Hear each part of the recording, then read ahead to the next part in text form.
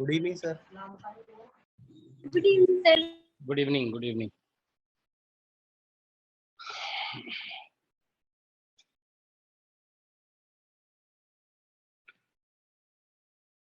Okay, तो हम लोग good evening sir. Good evening. Last class में हम लोग कुछ बेसिक कॉन्सेप्ट्स डिस्कस कर रहे थे ऑपरेटर्स का, है ना? तो सर यस सर एक क्वेश्चन था सर, टेस्ट में आया था कि वेव फंक्शन गिवन है हमें t इक्वल्स टू 0 के ऊपर, t time t equals to 0। Sir हमें t equals to t time पे वेव फंक्शन बताना था और टाइम की हमें वैल्यू गिवन थी 2m/h क्रॉस समथिंग करके ऐसा कुछ। सर उसका एग्जैक्ट आंसर आया नहीं। तो उस ध्यान में नहीं है क्वेश्चन। उसमें ये बताया गया ना आप लोगों को कि टाइम डिपेंडेंट वेव फंक्शन निकालना है। तो बेसिकली अगर पोटेंशियल टाइम पे डिपेंड नहीं करता है तो इस तरह से हम लोग ईट फॉर आयोटा ईटी और डिवाइड बाय एच बार ऐसे लिख देते हैं, ठीक है? तो इससे नहीं बन रहा था क्या? नहीं सर, कॉम्प्लिकेटेड हो रहा था बहुत। नहीं सर बना हो रहा था। इवन और ईएन हो जाएगा तो इवन और ई3 लिखने पे आ रहा था आंसर। Okay okay okay. और लोग तो कह रहे हैं कि आ रहा था। चलो ठीक है, तो हम लोग ऑपरेटर्स डिस्कस कर रहे थे लास्ट क्लास में, ठीक है? तो हेलो सर। देखिए बताइए सर क्वांटम के अभी कितने लेक्चर्स लगेंगे? किसके लिए? जैम के लिए, नेट के लिए? जैम के लिए। जैम के लिए आज समझो ऑलमोस्ट कंप्लीट हो जाएगा, ठीक है? लेकिन एक बात बता रहे, पहले भी आप लोगों को बताया गया था ना कि आप लोग जैम का एग्जाम क्यों देना चाहते हो, जैम से क्या होने वाला है, ठीक है? जैम से कुछ नहीं सर, मतलब पूछ रहे हैं। देखो, जैम लेवल का पढ़ोगे ना तो समझ लो कभी मतलब फिजिक्स सीख ही नहीं सकते हो, बहुत कम फिजिक्स है उसमें, ठीक है? तो इसीलिए हमेशा जो है ना जैम के बियॉन्ड पढ़ना होगा आपको। तो देखो आज ऐसे जैम लेवल का लगभग खत्म हो जाएगा, ठीक है? हो सकता है कि एक एक क्लास और लग जाए, वो बात अलग है, लेकिन ऑलमोस्ट आज हो जाएगा, ठीक है? ऑपरेटर्स देखिए हम लोग लास्ट क्लास में डिस्कस किए थे, एंगुलर मोमेंटम के साथ मोमेंटम के साथ ये सभी बेसिक कॉन्सेप्ट्स बताया गया था, ठीक है? तो एक दो क्वेश्चन पहले देखो डिस्कस करते हैं, ठीक है ना? सपोज माइक ऑफ कर लो आप लोग, ठीक है? सपोज एक क्वेश्चन देते हैं, ठीक है ना? यहाँ पे ये है सपोज एक्स और इसमें लिखा गया है पी वाई और यहाँ पे मान लो एल जेड लिखा हुआ है, ठीक है? If I ask what is this, क्या आंसर होगा इसका? X P Y L Z.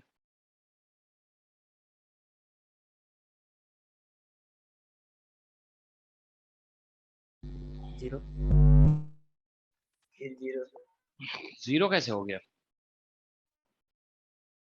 Zero आ रहा है? जीरो नहीं आएगा हमें लगता है,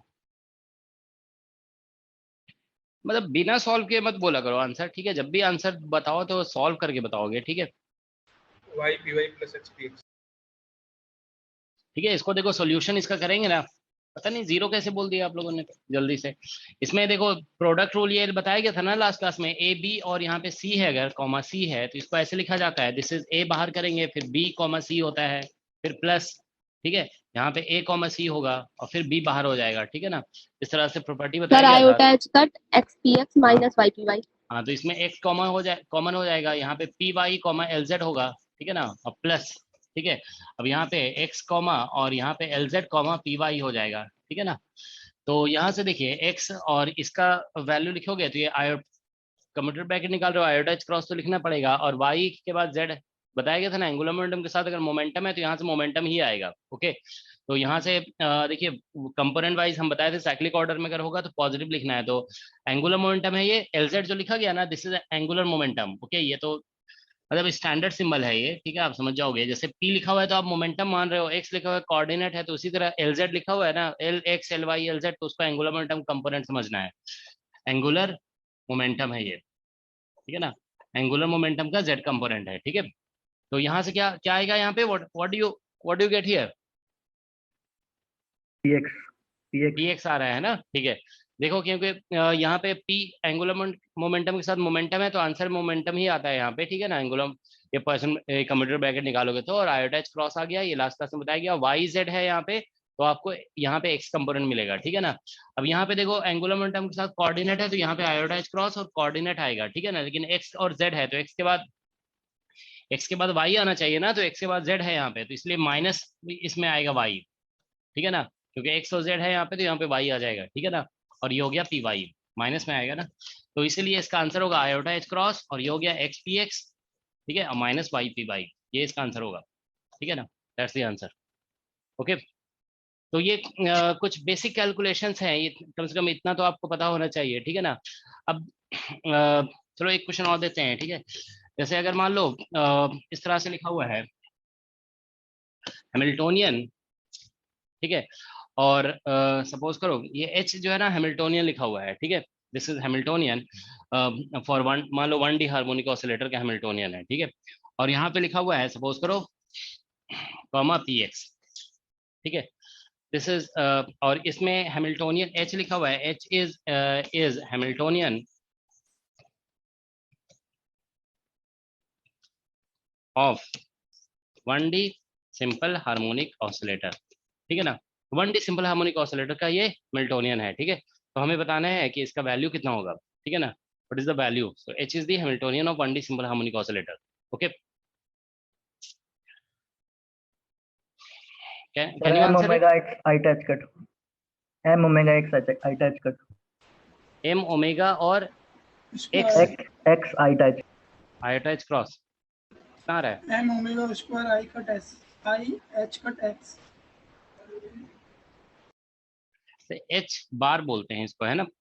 तो देखो सॉल्यूशन करते हैं, ठीक है। तो हैमिल्टोनियन सबसे पहले तो ऐसे लिखना होगा, it is written like this, P X square upon 2m, ठीक है, और प्लस हैमिल्टोनियन मीन्स एनर्जी का फॉर्मूला है, समझ लो, ठीक है ना। और ये हो जाएगा हाफ m ओमेगा स्क्वायर और एक्स स्क्वायर, ये हैमिल्टोनियन ऑफ हार्मोनिक ऑसिलेटर हो गया, ठीक है ना। अब हम इसे यहाँ पे पुट करेंगे, ठीक है ना, तो ये हो जाएगा P X square upon 2m और plus half m omega square x square, ठीक है, और कॉमा पी एक्स, ये हम लोग को लिखना है। तो देखो जब ये अब पहले अब क्या होगा, कॉमा के इस साइड जो है ना इसका कम्यूटेटर ब्रैकेट इसके साथ निकालना होगा, तो इसमें तो सिर्फ मोमेंटम है ना, मोमेंटम का कम्यूटेटर ब्रैकेट 0 हो जाता है, तो सिर्फ ये बचेगा। तो पहला टर्म देखो, इसको आप इसे 0 लिख सकते हो, प्लस यहाँ पे बच जाएगा हाफ m ओमेगा स्क्वायर और एक्स स्क्वायर, और फिर यहाँ पे पी एक्स हो जाएगा, ठीक है। This is what you get. तो ओके, तो ये रिजल्ट आ रहा है। तो हमने आपको ये बताया था ना कि देखिए इसमें कांस्टेंट टर्म है, तो कांस्टेंट टर्म तो बाहर आ जाएगा सब, ठीक है, हाफ m ओमेगा स्क्वायर ही आ गया, तो ये बच जाएगा एक्स स्क्वायर और कॉमा पी एक्स। तो देखो ये लास्ट क्लास में आप लोग को बताया गया था कि अगर यहाँ पे मोमेंटम है और इधर कोई फंक्शन ऑफ एक्स है ना, तो उसका बस डेरिवेटिव कर देना है, तो ये आ जाएगा हाफ m ओमेगा स्क्वायर और ये आयोटा एच क्रॉस, ठीक है, और इसका हम लोग डेरिवेटिव करेंगे एक्स के रिस्पेक्ट में, ठीक है ना। जैसे इधर मोमेंटम है और इधर फंक्शन ऑफ एक्स लिखा हुआ है, तो इस जो भी फंक्शन है उसका एक्स के रिस्पेक्ट में डेरिवेटिव हो जाएगा, ठीक है।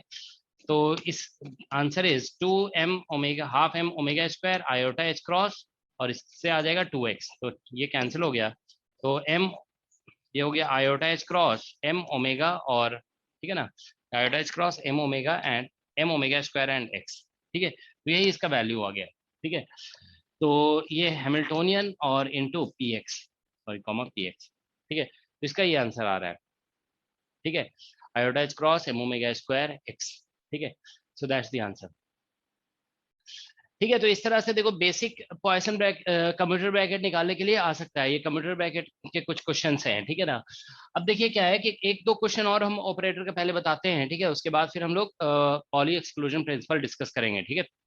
तो बस ये आप लोगों का सिलेबस कंप्लीट हो जाएगा जैम के लेवल का, ठीक है। उसके बाद जो नेक्स्ट क्लासेस स्टार्ट हो, कल से जो क्लासेस लगेगी वो थोड़ा एडवांस लेवल की लगेगी, ठीक है, वो जस्ट TFR के लिए इंपॉर्टेंट होगा, ठीक है, और नेट गेट के लिए इंपॉर्टेंट होगा, ओके। तो ये देखो कभी कभी क्वेश्चन जानते हो इस तरह से आ सकता है एग्जाम में कि एक ऑपरेटर दिया हुआ है और उसको सिंप्लीफाई करने के लिए बोला जा सकता है, ठीक है ना।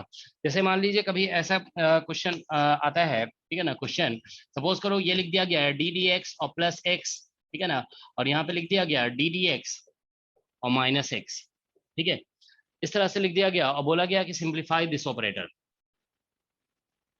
सिंप्लीफाई इट, ठीक है ना। तो ये इस तरह से क्वेश्चन भी देखो एग्जाम में पूछा गया है, तो आप ये ध्यान रखोगे, सॉल्यूशन देखो बता रहे हैं, ठीक है, टू सिंप्लीफाई एन ऑपरेटर,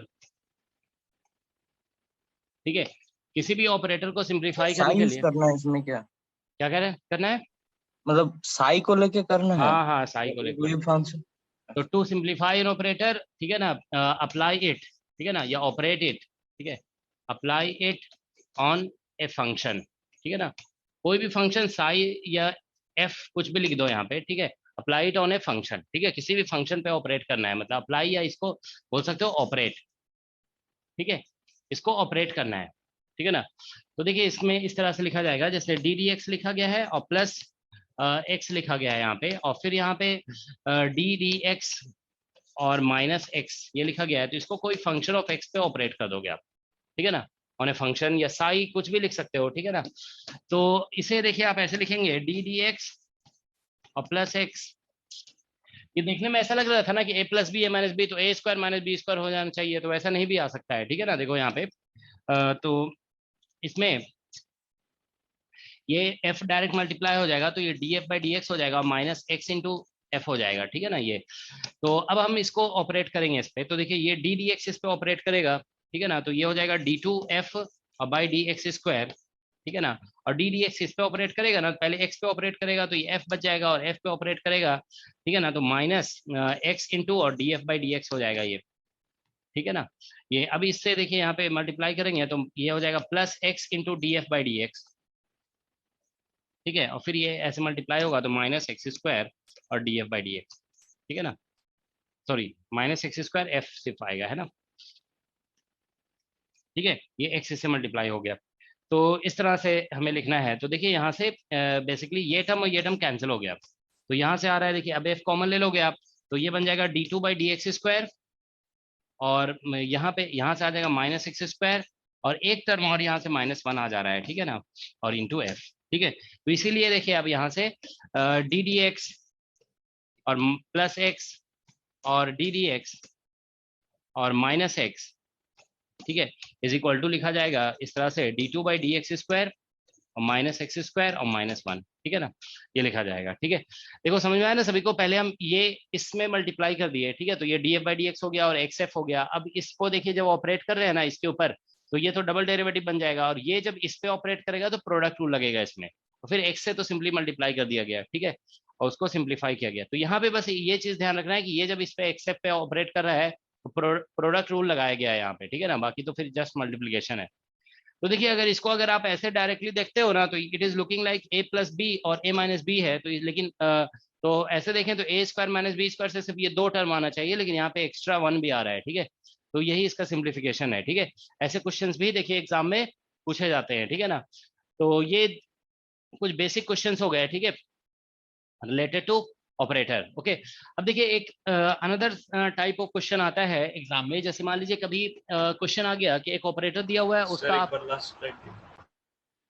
ये कुछ भी नहीं है, बस सिंपल कैलकुलेशन है, ठीक है, बस इतना ध्यान रखना है, ये स्टेटमेंट बस ध्यान रखोगे, to simplify an operator apply it on a function, ठीक है ना, किसी फंक्शन पे अप्लाई करना है, ठीक है, ओके। अब देखिए नेक्स्ट हम लोग एक बार जानते हो नेट एग्जाम में देखो ये क्वेश्चन पूछा गया था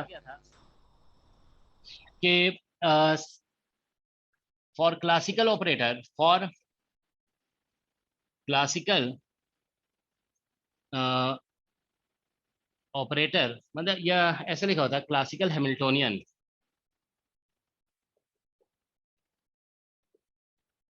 ठीक है, ये जैसे हैमिल्टोनियन लिखा हुआ है एच क्लासिकल, ठीक है, यहाँ पे सम कांस्टेंट ए और एक्स इंटू पी लिखा हुआ है, ठीक है ना, राइट क्वांटम हैमिल्टोनियन, ठीक है, क्वांटम हैमिल्टोनियन हमें लिखना है, ठीक है। ये क्वेश्चन जानते हो किसी भी एग्जाम में आ सकता है, ये बहुत ही बेसिक क्वेश्चन है, ठीक है।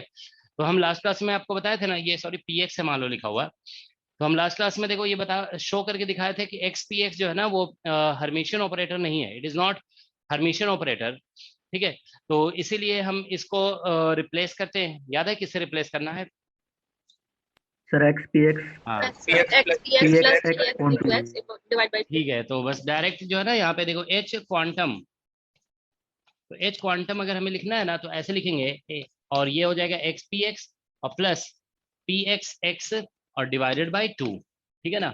तो ये आ जाएगा ए, और इसकी जगह देखिए हम लोग पी एक्स का वैल्यू पुट करेंगे ना, तो ये माइनस आयोटाइज क्रॉस आ जाएगा, तो माइनस आयोटाइज क्रॉस कॉमन हो गया यहाँ पे, ठीक है, और 2 हो गया, और यहाँ पे एक्स और डी डी एक्स हो जाएगा, ठीक है ना, और प्लस यहाँ पे डी डी एक्स और फिर एक्स है यहाँ पे, अब हमें इसे सिंप्लीफाई करना है, ठीक है ना। तो देखो टू सिंप्लीफाई इट, ठीक है ना, तो फर्दर हम ऐसे लिखेंगे, देखो एच क्वांटम है ये लिखा हुआ, एच क्वांटम, ठीक है, तो इसको हम साई पे ऑपरेट कर देंगे, ठीक है ना। तो ये ऐसा आ जाएगा, देखिए minus a iota H cross, उसमें आंसर जो दिया हुआ था ना वो इतना नहीं दिया हुआ था, this answer was not given, ठीक है। तो यहाँ से आ जाएगा साई पे ऑपरेट करोगे ना तो एक्स, और ये बन जाएगा D psi by D X. तो किसी भी फंक्शन पे ऑपरेट करना था तो देखो हम साई पे ऑपरेट कर दिए, ठीक है ना। तो दोनों साइड साई से मल्टीप्लाई कर दिए, मतलब ठीक है। तो यहाँ पे आ जाएगा D D X of x into Sai, ठीक है। तो इस तरीके से लिखा जाएगा साई। देखो ऐसा नहीं कि हम इसको डिफरेंशिएट करके डायरेक्ट लिख दें, डिफरेंशिएट करना होता तो पहले ही कर दिए होते ना, ठीक है। तो डिफरेंशिएट करके वन इसको नहीं कर सकते हो आप, जब तक अभी साई नहीं आएगा ना आप इसको डिफरेंशिएट नहीं कर सकते हो। अगर हम देखो आप लोग कुछ लोग कह सकते हैं क्यों नहीं कर सकते हैं, तो अगर चलो कर सकते हैं यहाँ पे डिफरेंशिएट, तो यहाँ पे भी तो हम वन लिख सकते हैं। अब यहाँ पे वन लिख देंगे तो ये डिफरेंशिएट होकर के जीरो हो जाएगा, तो इसीलिए अभी डिफरेंशिएट इसको नहीं कर सकते हैं, ठीक है ना, जब तक कि कोई फंक्शन यहाँ पे नहीं लिखा जाएगा। ओके, तो ये आ गया। अब हम इसको देखो minus a iota H cross लिखा गया है और डिवाइडेड बाई 2, अब इसको x ये लिखा गया है यहाँ से, देखिए x और D psi by D x, ठीक है ना, और प्लस इसको डिफरेंशिएट कर दो आप, ठीक है। तो x को डिफरेंशिएट करोगे तो साई आ जाएगा, प्लस साई को x और इंटू ये आ जाएगा D psi by D x, ठीक है ना। तो यहाँ से देखिए इन दोनों, ये दोनों ऐड हो जाएंगे, ट्वाइस हो जाएगा ये, ठीक है ना। तो 2 कॉमन ले लोगे तो ये 2 कैंसिल हो जाएगा, तो minus a iota H cross, ठीक है ना। और यहाँ पे आ जाएगा डी, देखिए x D psi by D x और प्लस साई बाई 2, ठीक है, इस तरह से आ रहा है ये। तो ठीक है, तो इस क्लासिकल ऑपरेटर का हम लोग क्वांटम ऑपरेटर लिख रहे थे, ठीक है। तो यहाँ से देखिए H quantum is equal to, ठीक है, minus a iota H cross, और साई हम हटा देते हैं यहाँ से, देखो साई हटा दिया गया है यहाँ से, ठीक है ना। तो साई हटा दोगे तो ये बन जाएगा एक्स डी डी एक्स और प्लस हाफ, ठीक है। तो इस क्लासिकल ऑपरेटर का ये देखिए क्लासिकल या क्लासिकल हैमिल्टोनियन के कॉरेस्पॉन्डिंग क्वांटम हैमिल्टोनियन जब हम लिखेंगे तो ये हैमिल्टोनियन बनेगा x D D x plus half. तो ये आंसर दिया हुआ था उसमें, ठीक है। तो मतलब इसमें दो चीजें करनी थी, ठीक है, इस क्वेश्चन में जो पूछा गया था नेट एग्जाम में, इसमें बेसिकली दो चीजें करनी थी हमें, कि एक तो पहले हम इसमें ये अप्लाई करेंगे, ठीक है, क्योंकि हम जानते हैं कि ये हर्मिशन नहीं होता है, तो इसको हर्मिशन बनाने के लिए ऐसा किया गया। दूसरा जो स्टेप था वो ये था कि इसको सिंप्लीफाई भी करना था, because this answer was not directly given. ये भी दिया होता तो करेक्ट हो जाता, लेकिन ऐसा नहीं कि ये इनकरेक्ट आंसर है, ऐसा नहीं है, इसको सिंप्लीफाई करके दिया हुआ था, ठीक है। तो this is how we simplify it. Okay, तो ये समझ में आ गया ना। अब देखो एक क्वेश्चन और पूछा जाता है, ठीक है, वो ये है कि कभी कभी कोई भी आर्बिट्ररी कोई फंक्शन दिया हुआ हो सकता है और उसका बोला जा सकता है कि इसका आइगन फंक्शन बताइए, ठीक है ना, आइगन, ठीक है ना, आइगन फंक्शन या आइगन वेक्टर बताइए, ठीक है। तो देखिए हम लोग ये जानते हैं कि अगर इफ सपोज कर लेते हैं कि ए इज एन ऑपरेटर, अगर कोई भी ये इसका ऑपरेटर है, ठीक है, तो इसका हम आइगन वैल्यू इक्वेशन जो लिखेंगे ना, आइगन वैल्यू इक्वेशन, तो इसका आइगन वैल्यू इक्वेशन जो लिखा जाएगा वो ऐसे होता है ना, ए एक्टिंग ऑन, ठीक है ना, सम साई, मान लो कोई भी फंक्शन साई पे एक्ट कर रहा है, तो ये हमें कुछ आइगन वैल्यू एक ये कांस्टेंट होगा, it will give something like this, ठीक है। तो जब भी देखो किसी फंक्शन का आपको आइगन फंक्शन आइगन वैल्यू निकालना है, सॉरी आइगन वैल्यू तो नहीं निकल सकता है, वो बाउंड्री कंडीशन से निकलता है, लेकिन आइगन फंक्शन रफली आप बता सकते हो कि आइगन फंक्शन का फॉर्म कैसा होगा। तो अगर आइगन फंक्शन निकालना है ना तो हम लोग क्या कहते हैं बेसिकली ये आइगन वैल्यू इक्वेशन को यूज करेंगे, ठीक है ना। तो ये ध्यान रखोगे, टू फाइंड, किसी का माइक ऑन है ऑफ कर लो, ठीक है, to find eigen value, sorry eigen function, ठीक है, to find eigen function of an operator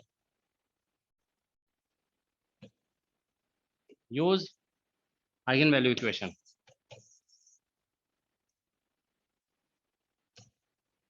ठीक है। तो आपको आइगन वैल्यू इक्वेशन यूज कर लेना है, ठीक है ना। तो देखिए यहाँ पे जैसे हम एक एग्जांपल दे रहे हैं, लास्ट में क्या लिखा आपने? एक minute, use eigen value equation, ठीक है ना, इक्वेशन है शॉर्ट में लिखा हुआ है, ठीक है। तो to find eigen function of an operator use eigen value equation, ठीक है ना। तो आइगन वैल्यू इक्वेशन मतलब इसको यूज कर लेना है। अब मान लीजिए ये एक मैट्रिक्स इक्वेशन बनता है, तो आपको मैट्रिक्स इक्वेशन सॉल्व करना पड़ेगा, और अगर ये बेसिकली ये मान लीजिए कि बन गया डिफरेंशियल इक्वेशन, तो आपको डिफरेंशियल इक्वेशन सॉल्व करना पड़ेगा, ठीक है। So use eigen value equation and solve it, ठीक है ना, ऐसे लिखो एंड सॉल्व इट। अब हम ये किसी भी तरह का इक्वेशन होगा, बस उसको आपको सॉल्व करना पड़ेगा, ठीक है ना, सॉल्व इट, ठीक है। तो देखिए यहाँ पे जैसे हम एग्जांपल दे रहे हैं, क्वेश्चन कभी ऐसा आ सकता है कि व्हाट इज आइगन फंक्शन, ठीक है ना, आइगन फंक्शन ऑफ ऑपरेटर। मान लीजिए हमने एक ऑपरेटर डिफाइन कर दिया यहाँ पे, ठीक है, इस तरह से डी डी एक्स और प्लस एक्स, ठीक है ना। इस ऑपरेटर का आपको आइगन फंक्शन बताना है। बताइए जरा आप लोग क्या आएगा डी डी एक्स, एक्स का आइगन फंक्शन। मतलब हमने ऐसे रैंडमली दे दिया है, ठीक है ना, ये एक्स ऊपर लिखा हुआ है, ठीक है ना, ये ऐसा नहीं कि इसके इस एक्स के साथ सम नहीं किया हुआ है, ये डी डी एक्स है और प्लस एक्स है, इसका आपको आइगन फंक्शन निकालना है। तो बस देखो सॉल्यूशन सिंपल है इसका, हम आइगन वैल्यू इक्वेशन लिखेंगे। देखिए solution D D X of, ठीक है, plus X acting on some psi is equal to, मान लो कोई आइगन वैल्यू लेमडा है, एक कांस्टेंट होगा, और इनटू साई, ठीक है, इस तरीके से लिख दिया गया, ठीक है। तो हम लोग यहाँ पे ऐसा कर सकते हैं, देखो डी डी एक्स, ठीक है, इस साई को हम उधर ले जाएं, अगर देखो D psi by D X ऐसा हो जाएगा, is equal to lambda minus X, ऐसा हो सकता है ना, और इनटू साई, ये देखिए ये इधर जाएगा तो ऐसा बन जाएगा, ठीक है ना। तो differential first order differential equation हम ट्राई कर रहे हैं सेपरेशन ऑफ वेरिएबल। तो देखो यहाँ से ऐसा आ जाएगा D psi by D Sai, D psi by Sai यहाँ पे आ जाएगा, और ये हो जाएगा लेमडा माइनस एक्स और इंटू डी एक्स, ठीक है। अब इसको इंटीग्रेट कर दो, तो इंटीग्रेट करेंगे तो ये L N psi is equal to lambda X और माइनस एक्स स्क्वायर और बाई 2। अब मान लो L N some constant C आ गया है ये, ठीक है ना। So bring it to this side, okay, तो ये बन जाएगा L N psi by C is equal to lambda into X और माइनस एक्स स्क्वायर बाई 2, ठीक है। तो ये आ रहा है यहाँ पे इक्वेशन, ठीक है। तो इस ये हमें क्वेश्चन था ये, what is the eigen function of operator D D x plus x, okay. तो इसके यहाँ से एक्सपोनेंशियल हटा, एल एन हटाओगे तो इसमें एक्सपोनेंशियल आ जाएगा, तो psi by C is equal to exponential lambda X और plus sorry minus X square और बाई 2, ये आ रहा है। तो psi is equal to some constant C E to the power lambda X minus X square by 2। Sir question में eigenvalue बोल दिया रहेगा क्या? नहीं, आइगन वैल्यू बिना बाउंड्री कंडीशन के नहीं निकल सकता है, क्वांटम मैकेनिक्स में आइगन वैल्यू बाउंड्री कंडीशन से ही निकलता है, ठीक है ना। तो यही इसका आंसर है, ठीक है ना, दैट्स द आंसर। थोड़ा वो सिंपलीफिकेशन वाला क्वेश्चन क्या कह रहे हो? 2 स्लाइड बैक कीजिए क्या 2 साइड? सर, 2 स्लाइड बैक कीजिए सर, मतलब वो जो सिंपलीफिकेशन वाला question अच्छा सिंप्लीफिकेशन वाला, ठीक है। तो ये समझ में आ गया ना सभी को, बस ये सिंपल सा डिफरेंशियल इक्वेशन था, फर्स्ट ऑर्डर डिफरेंशियल इक्वेशन, इसको हम लोगों ने सॉल्व कर दिया। अब कभी ऑपरेटर थोड़ा कॉम्प्लिकेटेड अगर होगा तो आपको डिफरेंशियल इक्वेशन आप पढ़ चुके हो ना, बस डिफरेंशियल इक्वेशन को आपको सॉल्व करना पड़ेगा, ठीक है। 1 मिनट। Hello sir. सर एक डाउट था सर, जैसे इसमें सर आपने क्लासिकल में बता दिया कि एक्सपीएक्स को जब क्वांटम में लिखते हैं तो ये लिखता है, अगर मान लीजिए सर उसके अलावा कुछ दे दिया तब हम कैसे करेंगे उसे? तो कल बताए थे ना हम कि ऐसा कि एक्स पी वाई अगर रहेगा तो क्या करेंगे सर? इस एक्स पी वाई को क्या करेंगे सर? वही लिख देंगे। हाँ एक्स पी वाई को वही लिख देना है, ठीक है ना, एक्स पी वाई, क्योंकि हम कल बताए भी थे इसको करके। तो yes, आप तो और एंगुलर मोमेंटम नहीं करवाया, और अदर केस ऐसा देखो, तुम लोग ध्यान से देख पढ़ते नहीं हो तभी ऐसे पूछते हो। आर क्रॉस एंगुलर मोमेंटम को हम बताया नहीं कि एंगुलर मोमेंटम ऑपरेटर कैसे लिखना है। Sir, okay sir, okay. तो सबको तो सब कुछ तो बता ही दिया गया एंगुलर, तो मतलब ये था ना एंगुलर मोमेंटम जैसे पी है तो आर, ये आर की जगह पे अदर केस में तो बता ही दिया ना कि आर की जगह आर रहेगा, पी की जगह पे आपका माइनस आयोटाइज क्रॉस और डेल ऑपरेटर आ जाएगा। तो सभी तो बता ही दिए कि जहाँ पे क्लासिकल ऑपरेटर है उसकी जगह पे क्वांटम मैकेनिकल ऑपरेटर आ रहा है, ठीक है ना। बस हम इसमें वो थोड़ा एडिशनल था इसलिए वो भी बता दिया गया कि एक्स पी एक्स आएगा तो उसकी जगह पे आपको उस तरह से X P X plus Y P, मतलब सॉरी ऐसे था एक्स पी एक्स तो P X into X by 2 करना है। तो लेकिन अगर डिफरेंट कंपोनेंट आएंगे तो ऐसा कुछ नहीं करना है, जैसे एक्स पी वाई है तो ये ऐसा ही रहेगा, ठीक है ना। एक्स पी वाई विल क्यों, ठीक है ना, क्योंकि हम ऐसे बता रहे थे ना कि देखो यहाँ पे एक्स पी वाई है ना, तो इसको आप ऐसे लिखोगे, अगर एक्स और पी वाई को लिखोगे माइनस आयोटा एच क्रॉस और ठीक है ना, minus iota H cross D D Y ऐसे लिखोगे, तो हम एक्स को चाहते हैं तो वाई के इधर भी लिख सकते हैं, क्योंकि वाई पार्शियल डेरिवेटिव है ना, तो एक्स को हम इधर इधर कहीं पे भी लिख सकते हैं। तो इसमें एक्चुअली ऐसा होता है X P Y is equal to Y P Y Y P X होता है, ये दोनों आपस में इक्वल हैं, ठीक है ना, एक्स पी वाई और वाई पी एक्स आपस में इक्वल हैं, ठीक है ना, तो इसको आप इधर लिखिए वो मैटर नहीं करता है, ठीक है ना। तो इसीलिए एक्स पी वाई जब लिखा हुआ है ना, तो इसको बस एज इट इज छोड़ देना है, ठीक है ना, बस यहाँ पे एक्स लिख देना और पी वाई का वैल्यू लिख देना है, और कुछ नहीं है। तो अदर सब केसेस बता दिए, बस वो एक्सेप्शन था वो भी बता दिया गया, ठीक है। बाकी जो भी आप क्लासिकल ऑपरेटर कहीं पे भी लिखा होगा ना, मोमेंटम मोस्टली सभी में आप देखोगे, एक्चुअली क्वांटम मैकेनिक्स में जानते हो ज्यादातर कोऑर्डिनेट और मोमेंटम ही बार बार आता है, ठीक है ना। तो जहाँ पे कोऑर्डिनेट है वो कोऑर्डिनेट लिख दोगे, मोमेंटम होगा तो ये बस लगा देना है, ठीक है ना। अब लास्ट क्लास में एंगुलर मोमेंटम ऑपरेटर भी बता दिया गया ना, मान लो कहीं पे एंगुलर मोमेंटम आता है तो एंगुलर मोमेंटम ऑपरेटर भी बता दिया गया, बस उसमें एंगुलर, मान लो कहीं पे एलेक्स आता है तो एलेक्स को कैसे लिखना है ये बताया गया आपको, ठीक है ना। एलेक्स हम लोग ऐसे लिख रहे थे ना, देखो वाई पी जेड और माइनस जेड पी वाई ऐसे लिख रहे थे, ठीक है। अब इसमें क्या है कि बेसिकली पी जेड का ऑपरेटर लगा देना है, ये लगा देना है, ठीक है। तो ये सब कुछ तो बता ही दिया गया, ठीक है। सिंप्लीफिकेशन वाला तो यही था ना, देखो। हाँ सर डन। ठीक है, तो ये कुछ बेसिक कॉन्सेप्ट्स हो गए रिलेटेड टू ऑपरेटर, ठीक है। देखो एक क्वेश्चन पूछा गया था आईआईटी जैम में, आई थिंक 2005 में एक क्वेश्चन आया था, एक मिनट देखते हैं हम, देखो अभी दिखाते हैं। इसी तरह से निकालने के लिए बोला गया था आइगन फंक्शन, ठीक है। एक मिनट देखो,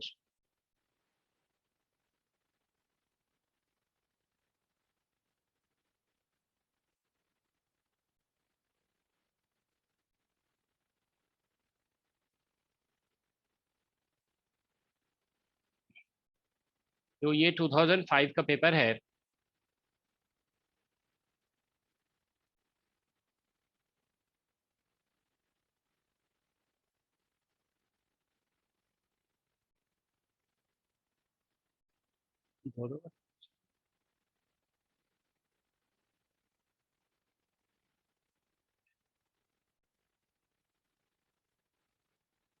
मुझे ऐसा लग रहा है कि उसमें पेपर में था ऐसा कुछ।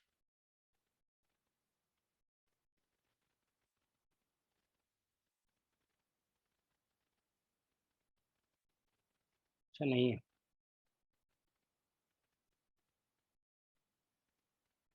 ऐसा नहीं है इसमें,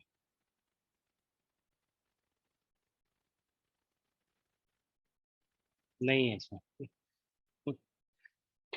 ठीक है, तो जब भी अगर क्वेश्चन आएगा ना ऐसा, तो आप इस तरह से सॉल्व कर सकते हैं, ठीक है। तो ये कुछ बेसिक कॉन्सेप्ट्स हो गए रिलेटेड टू ऑपरेटर्स, ओके। अब देखिए हम लोग हर्मिशियन ऑपरेटर का मैथमेटिक्स में कैसे बेसिकली पता करना है कि कोई भी ऑपरेटर हर्मिशियन है कि नहीं है। तो उसमें ये बताया गया ना कि हर्मिशियन ऑपरेटर में क्या होता है, A dagger should be equal to A, ठीक है ना, यही बेसिक कॉन्सेप्ट बताया गया है, ठीक है ना। जैसे हर्मिशियन ऑपरेटर,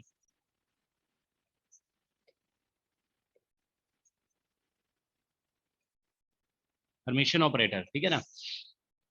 तो हर्मिशियन ऑपरेटर देखिए हम लोग ये कह रहे थे ना कि A dagger should be equal to A, ये एक कंडीशन है, ठीक है। तो मैट्रिक्स वगैरह है तो इस तरह से करके आप देख सकते हो, ठीक है ना। अब देखिए क्या है कि अगर हम लोग बेसिकली कोई ऑपरेटर दिया हुआ है जैसे डिफरेंशियल ऑपरेटर वगैरह है, तो उसके लिए हर्मिशियन का कंडीशन जो है ना, देखिए इस तरह से लिखा जाता है। जैसे मान लीजिए कोई ऑपरेटर ए है, ठीक है ना, ए इज एन ऑपरेटर। अब इसका आप एक्सपेक्टेशन वैल्यू निकाल रहे हैं, मान लीजिए, या ये एक्सपेक्टेशन वैल्यू नहीं है, मैथमेटिक्स का डेफिनेशन है। मान लीजिए यहाँ पे साई और यहाँ पे फाई ऐसे लिखा हुआ है, ठीक है ना। अब इसको आप इंटीग्रेट कर रहे हो, ठीक है, वो उसके लिए वॉल्यूम पे इंटीग्रेट कर रहे हैं, ठीक है ना, या कोऑर्डिनेट पे इंटीग्रेट कर रहे हैं, जिस पे भी, ठीक है ना। तो अगर आप ये शो कर देते हैं ना कि दिस इज इक्वल टू, ठीक है, फाई और ए साई का होल्ड स्टार, ठीक है, if you can show this, ठीक है। तो इस तरह का प्रॉपर्टी अगर कोई ऑपरेटर बेसिकली सेटिस्फाई करता है, ठीक है ना, this quantity is equal to this quantity, तो इसको हम लोग हर्मिशियन ऑपरेटर कहते हैं। ये बेसिकली कंडीशन है, condition for operator to be Hermitian, ठीक है। तो ये हर्मिशियन ऑपरेटर का मैथमेटिक्स में कंडीशन है, ठीक है ना। तो is that okay? This is called condition for operator to be Hermitian. Alright, तो देखिए यहाँ पे जैसे लास्ट क्लास में हम लोग डिस्कस कर रहे थे ना कि अगर हम आपसे पूछते हैं कि इज डी डी एक्स क्या ये हर्मिशियन है? Is this Hermitian? No sir. नहीं, इसका आंसर है हाँ, ठीक है, नो। ठीक है, नो इसका, बिकॉज हम लोगों ने ये पढ़ा लास्ट क्लास में कि डी डी एक्स, ठीक है ना, dagger is equal to minus D D X होता है, यही होता है ना, D D X dagger is minus D D X. अब मान लीजिए आपसे ये पूछा जाता है, ठीक है ना, सपोज कि इज, ठीक है, is iota D D x, ठीक है, Hermitian? Yes sir. Yes sir. तो इसका आंसर यस होगा। अगर माइनस आयोटा पूछा गया तो माइनस आयोटा फिर भी होगा। That is also Harmission. No sir. Hermitian है ना, तो इसका आंसर है यस, ठीक है ना, इसका आंसर यस है, क्योंकि आयोटा डी डी एक्स जब हम इसका डैगर लेंगे, ठीक है ना, तो ये आ जाएगा आयोटा डी डी एक्स। तो देखिए जिसका डैगर लिया गया उसी के इक्वल आ गया ना, तो मतलब हम इस कंडीशन से बेसिकली लास्ट क्लास में बताए थे, ठीक है ना। अब अगर आप देखो ये मतलब मैथमेटिकल फंक्शन के लिए ये यूज होता है, मैथमेटिक्स का पार्ट है ये, ठीक है ना। तो हर्मिशियन इस तरह से डिफाइन किया गया है, ठीक है ना। एक्चुअली जानते हो हर्मिशियन आप मैथमेटिक्स में सर्च करोगे ना, तो हर्मिशियन ऑपरेटर मैथमेटिक्स का एक जनरल कॉन्सेप्ट है, ठीक है ना, कि अगर जैसे ये कंडीशन अगर सेटिस्फाई करता है, ठीक है ना, ऑपरेटर, तो फिर बाद में मैथमेटिक्स में देखा बताया जाता है कि इसका आइगन वैल्यू इक्वेशन लिखेंगे तो फिर आइगन वैल्यूज उसके रियल आएंगे। जैसे मान लो आप क्वेश्चन पूछते हो ना कि वाई दिस कंडीशन अगर सेटिस्फाई होगा तो इसको हम हर्मिशियन क्यों बोल रहे हैं, तो अभी देखिए ये एक इक्वेशन है, दिस इज एन इक्वेशन, ठीक है ना।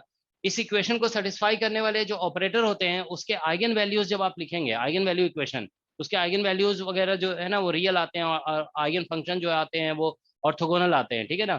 तो ये बेसिकली मतलब इस कंडीशन को अगर सेटिस्फाई करेगा तो फिर अनदर प्रॉपर्टी यहाँ से फॉलो होता है, ठीक है ना। तो इसीलिए मतलब बोल दिया गया ऐसे ऑपरेटर जिसके आइगन फंक्शंस जो हैं वो बेसिकली ऑर्थोगोनल होंगे और आइगन वैल्यूज रियल होंगे, उसी को हम लोग मैट्रिक्स में जैसे बोलते हैं ना, मैट्रिक्स में कि अगर हर्मिशियन मैट्रिक्स है तो आइगन वैल्यूज रियल होते हैं और आइगन वेक्टर्स जो होते हैं वो ऑर्थोगोनल होते हैं, ठीक है ना। तो वो चीज मैथमेटिक्स में देखा जाता है कि कोई भी अगर मान लो डिफरेंशियल ऑपरेटर वगैरह है, ये कंडीशन सेटिस्फाई करेगा ना, तो मैट्रिक्स में जो आइगन वैल्यूज और आइगन फंक्शन का जो कंडीशन है या आइगन वेक्टर कंडीशन है, वो कंडीशन ये ऑपरेटर भी सेटिस्फाई करने लगता है, ठीक है। तो इसीलिए मतलब बस इस कंडीशन को बोल दिया जाता है condition for an operator to be Hermitian, ठीक है ना। तो ये किसी भी ऑपरेटर को हर्मिशियन होने के लिए ये मैथमेटिकल कंडीशन है, ठीक है।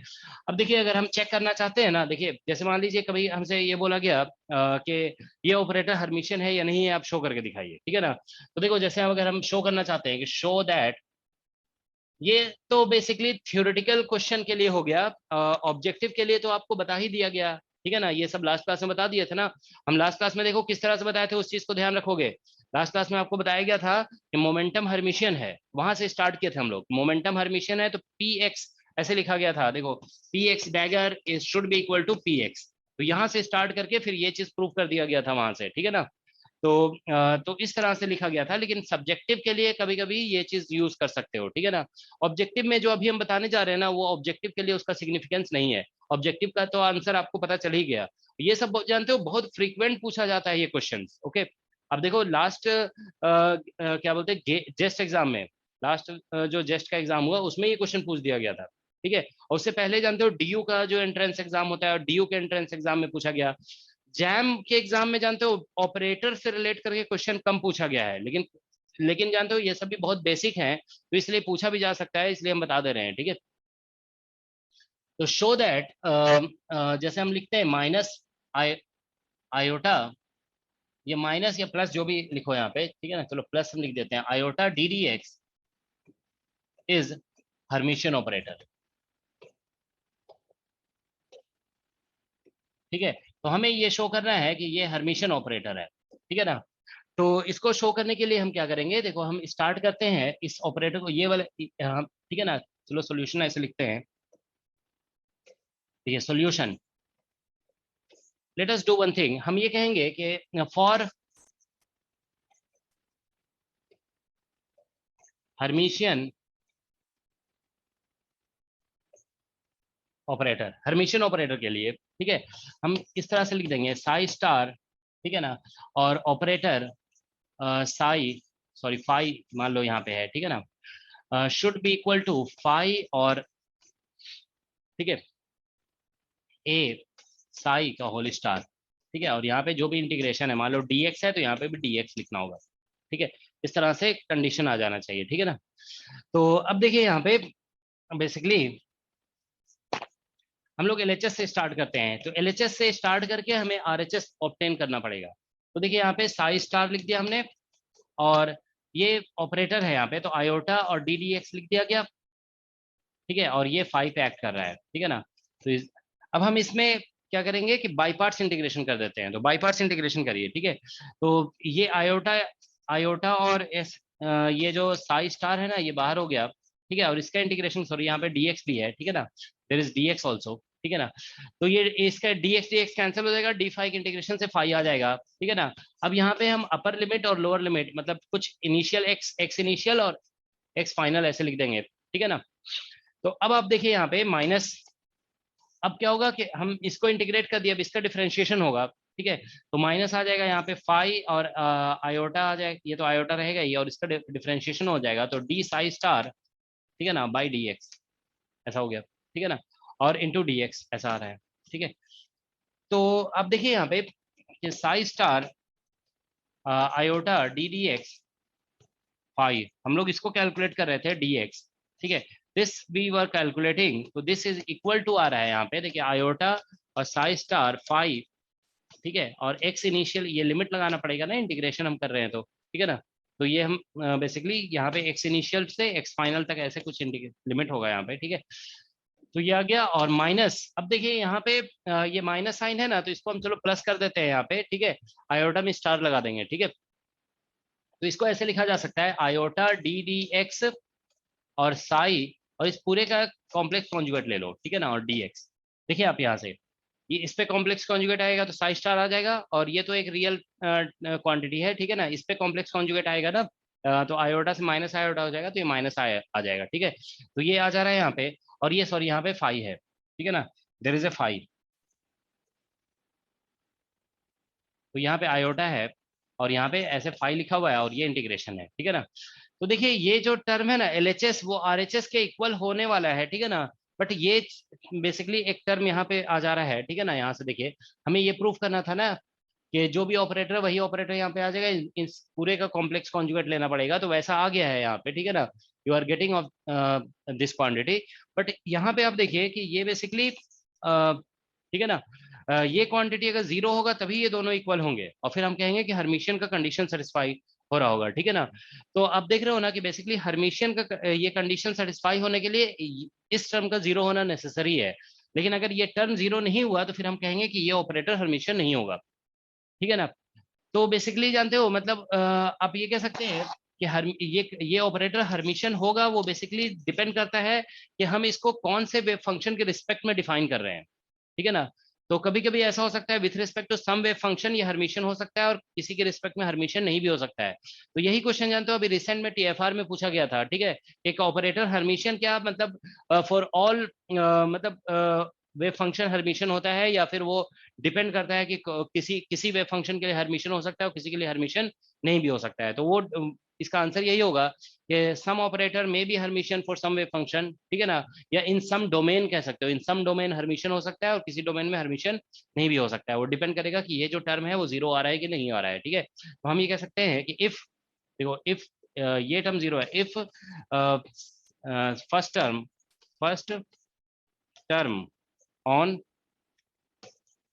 right hand side is zero, first term on right hand side is zero, ठीक है ना, then तो first term on right hand side zero होगा, तो फिर हम कह सकते हैं then basically iota ddx is Hermitian, ठीक है। तो हम ये कह सकते हैं कि iota ddx will be Hermitian with respect to some wave function, ठीक है ना, which basically vanish in this domain, ये जो हम x इनिशियल से x फाइनल में इंटीग्रेट कर रहे हैं ना, तो इस मतलब क्या बोलते हैं, ये x इनिशियल और x फाइनल पे ये वेव फंक्शन वैनिश अगर कर रहे हैं, ठीक है ना, तो इस डोमेन में हम कह सकते हैं बेसिकली कि ये ऑपरेटर हर्मिशियन होगा, ठीक है ना। तो आप ये कह सकते हैं कि देखिए इफ फाई एंड साई ठीक है, फाई एंड साई वैनिश, ठीक है, at X I and X F, then in this domain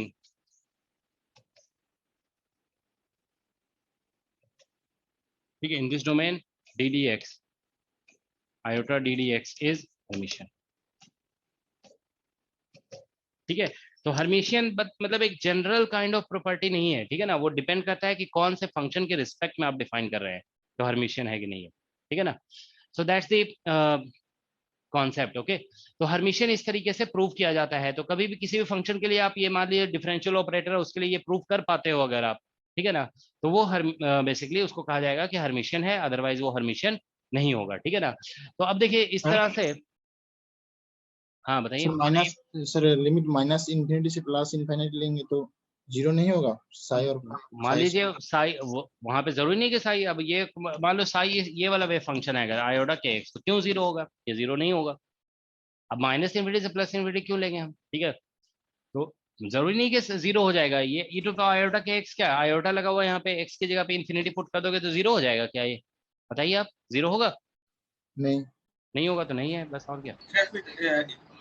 इसके आंसर डिस्क्रिप्टिव टाइप हो गया ना, मतलब हाँ तो इसका आंसर मतलब ये जो है ना, नहीं उसमें ऑब्जेक्टिव में क्वेश्चन था, ठीक है, मतलब मुझे एग्जैक्टली याद नहीं आ रहा टीएफआर में था या जेस्ट में था, किसी एग्जाम में था क्वेश्चन ये कि हर्मिशियन जो है ना वो an operator is Hermitian for all wave function और इन ऑल डोमेन, ठीक है ना, इस तरह से लिखा हुआ था, ठीक है।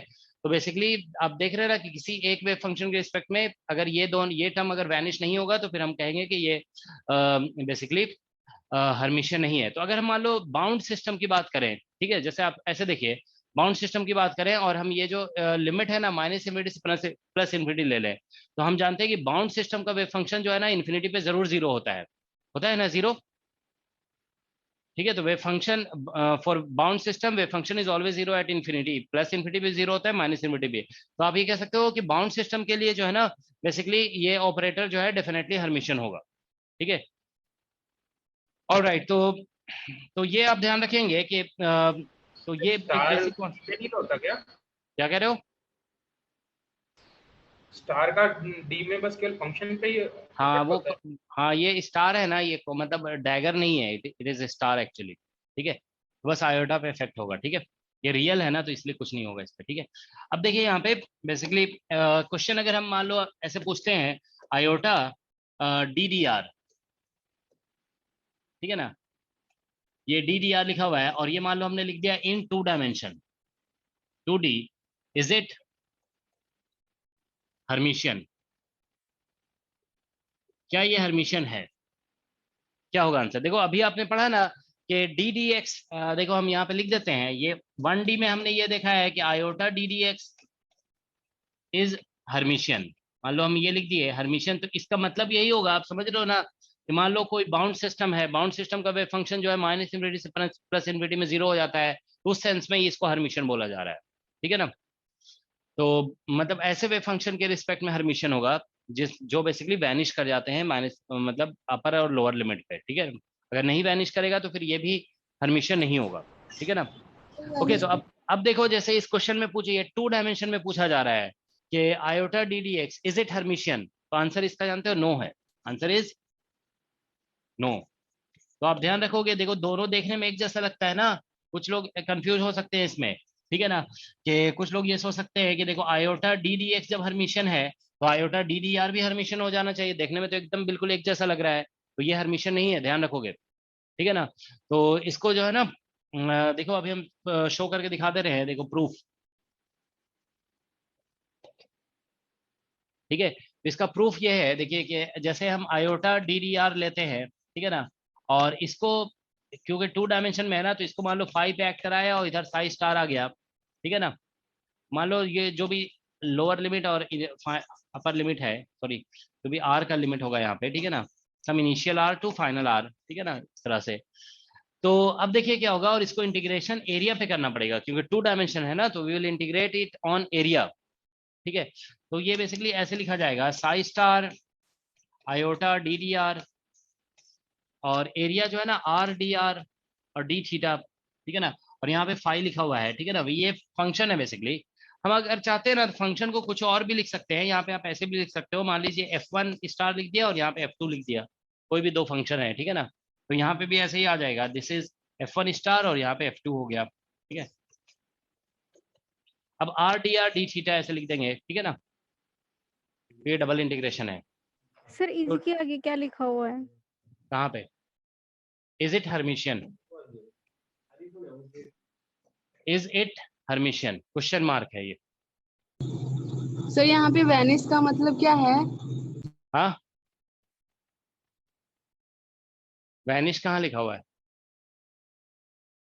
सर वो फर्स्ट स्लाइड में, उसके पहले वाले में। ठीक है, वैनिश का मतलब यही है, जीरो हो जाने का मतलब। वैनिश मतलब जीरो हो जाएगा ना, बिकम जीरो। ठीक है, vanish if phi and psi vanish मतलब बिकम जीरो।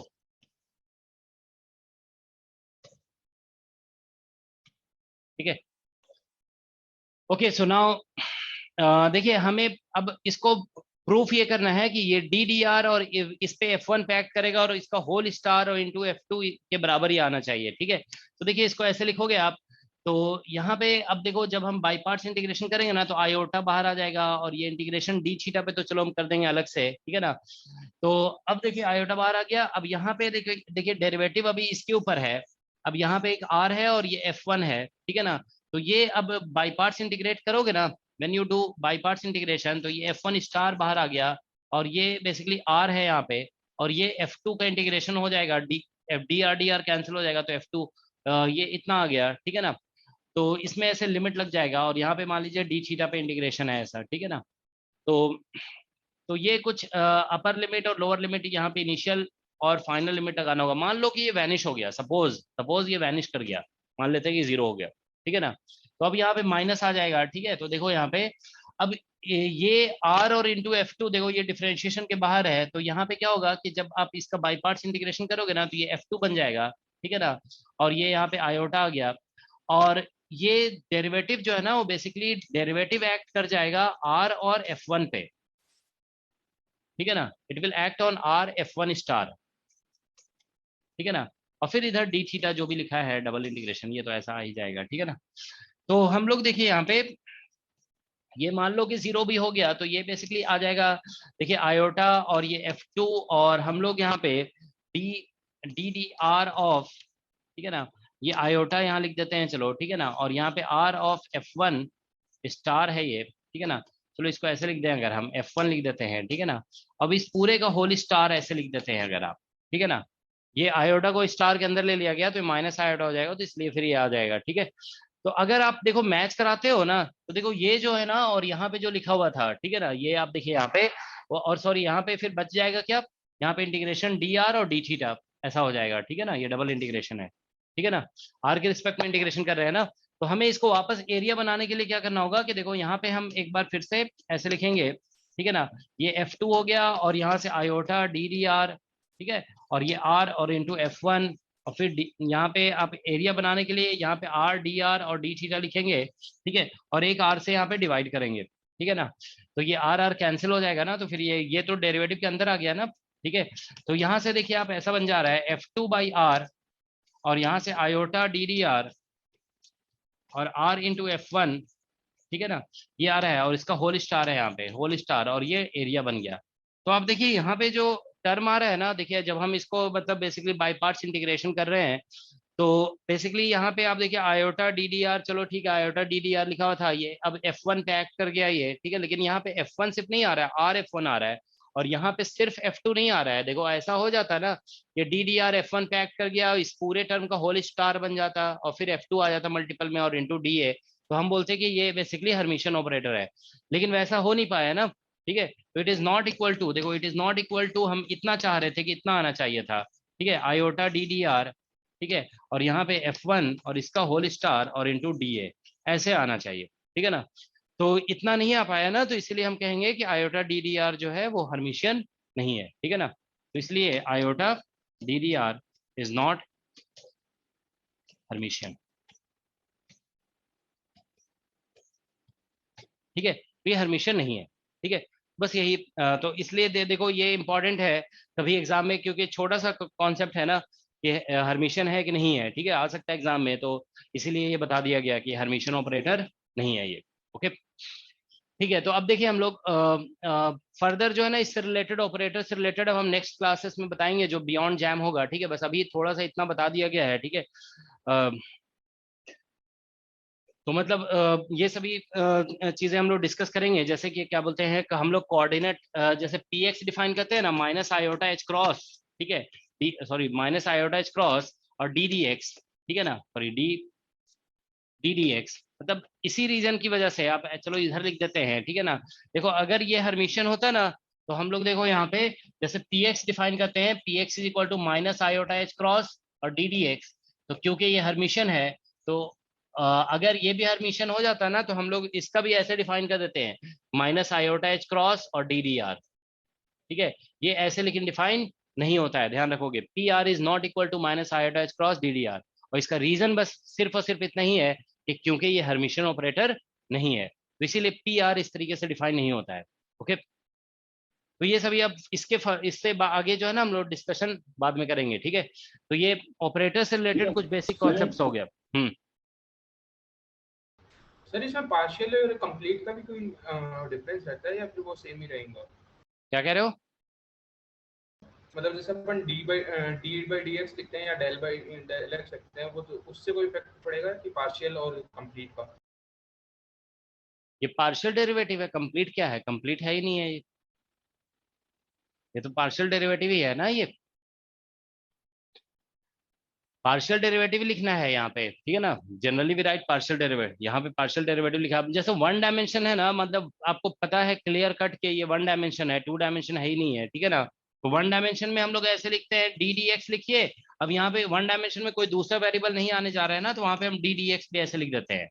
ये आप जानते हो, मतलब वन डी में ऐसे ध्यान रखोगे ये दोनों इक्वल हो जाते हैं वन डी में, अगर वन डी का केस है तो वन डी में आप ये भी लिख सकते हैं, ये भी लिख सकते हैं, लेकिन जैसे आपको पता है ना कि आप टू डायमेंशन डिस्कस कर रहे हैं, तो ऐसा कभी नहीं कर सकते हो आप डी डी एक्स की जगह पार्शियल लिख दो या पार्शियल की जगह ये लिख दो, ऐसा नहीं कर सकते हो। सिर्फ वन डी में ये दोनों इक्वल हो जाएंगे क्योंकि दूसरा वेरिएबल है ही नहीं है, ठीक है। तो जैसे मान लीजिए एंगुलर मोमेंटम ऑपरेटर लिख रहे हैं आप, तो उसमें आप ऐसा नहीं कर सकते क्योंकि एंगुलर मोमेंटम ऑपरेटर में दोनों आते हैं, पी एक्स भी आता है पी वाई भी आता है, ठीक है ना। तो वहां पे आप ऐसा नहीं कर सकते हो कि इसकी जगह ये लिख दिया, ठीक है। आपने देखा होगा कहीं कहीं पे हम डी डी एक्स लिख रहे थे, इसलिए पूछ रहे हो क्या? हम कुछ केसेस में डी डी एक्स लिखे हुए हैं, ठीक है। तो डी डी एक्स हम इसीलिए लिख दिए थे कुछ केसेस में क्योंकि वो वन डायमेंशन का केस था, ठीक है ना। ऑलराइट, तो ये ऑपरेटर से रिलेटेड बेसिक डिस्कशन यही है, बस थोड़ा सा इसी को प्रैक्टिस कर लोगे तो हो जाएगा, है ना। अब हम लोग हाँ बताइए। आयोटा मतलब 3D में सर हर्मिशन होगा कि नहीं? ये तुम्हारे माइक से आवाज आ रहा है सर? नो सर अभी हाँ क्या बोल रहे हो? Iota sir iota D D tau 3D में हर्मिशन होगा कि नहीं sir? Iota D D tau, ये Yes, डी डी एक्स, क्या आयोटा डी डी टाउ क्या है सर? 3D में सर। अच्छा तुम पढ़ाई कैसे कर रहे हो? ये साथ में ऐसा म्यूजिक भी चल रहा है तुम्हारा तो बैक साइड में? नो सर म्यूजिक नहीं चल रहा है सर, हम लोग मतलब एक ही रूम में दो रहते हैं, दोनों क्लास करते हैं सर, इसके लिए आवाज होता है। तो उसके क्लास में ऐसी आवाज आ रही है? नो सर हम लोग दोनों सेम क्लास करते हैं ना सर, इसके लिए। मतलब सर दोनों जन सर ये क्लासेस कर रहे हैं ना सर, ये सेम क्लास, इसके वजह से सर। पता नहीं क्या कह रहे हो? आयोटा पास होते हैं तब इको होती है आवाज। ये क्या कह रहे हो? आयोटा क्या है? D D tau. Yes sir. ये तो हर्मिशन है ना, क्योंकि इसको हम हैमिल्टोनियन का टाइम डिपेंडेंट बेसिकली फॉर्मूला है ये, ठीक है ना। This is time dependent formula, ठीक है ना, फॉर मतलब टाइम डोमेन में ये ऑपरेटर है, तो ये तो हम जानते ही हैं कि हैमिल्टोनियन को रिप्रेजेंट कर रहा है ये, ठीक है ना। तो ये बेसिकली हर्मिशन होगा, दिस इज हर्मिशन, ठीक है। चलो ठीक है, तो ऑपरेटर का बेसिक हमने इंट्रोड्यूस किया है, इसका फर्दर डिस्कशन हम लोग करेंगे। अभी हम इंट्रोड्यूस कर रहे हैं पॉली एक्सक्लूजन प्रिंसिपल, ठीक है। तो बस ये क्वांटम जैम लेवल का खत्म हो जाएगा, ठीक है ना। पॉली लेकिन पॉली एक्सक्लूजन प्रिंसिपल भी जानते हो हम बहुत कभी शॉर्ट में, क्योंकि सिलेबस में लिखा हुआ है ना, तो आप लोग को फील कराने के लिए कि हाँ सिलेबस कंप्लीट हो गया, हम डिस्कस कर रहे हैं, लेकिन एक्चुअल में इसका डिस्कशन जो है ना स्टैटिस्टिकल मैकेनिक्स में होगा। ठीक है, तो स्टैटिस्टिकल मैकेनिक्स में हम इसको डिटेल में डिस्कस करेंगे और ज्यादा, ठीक है ना। तो पॉली एक्सक्लूजन, ठीक है, डिस्कशन, सॉरी प्रिंसिपल, ये बस सिलेबस को कंप्लीट कराने के लिए किया जा रहा है, अदरवाइज कुछ भी नहीं है, ठीक है ना।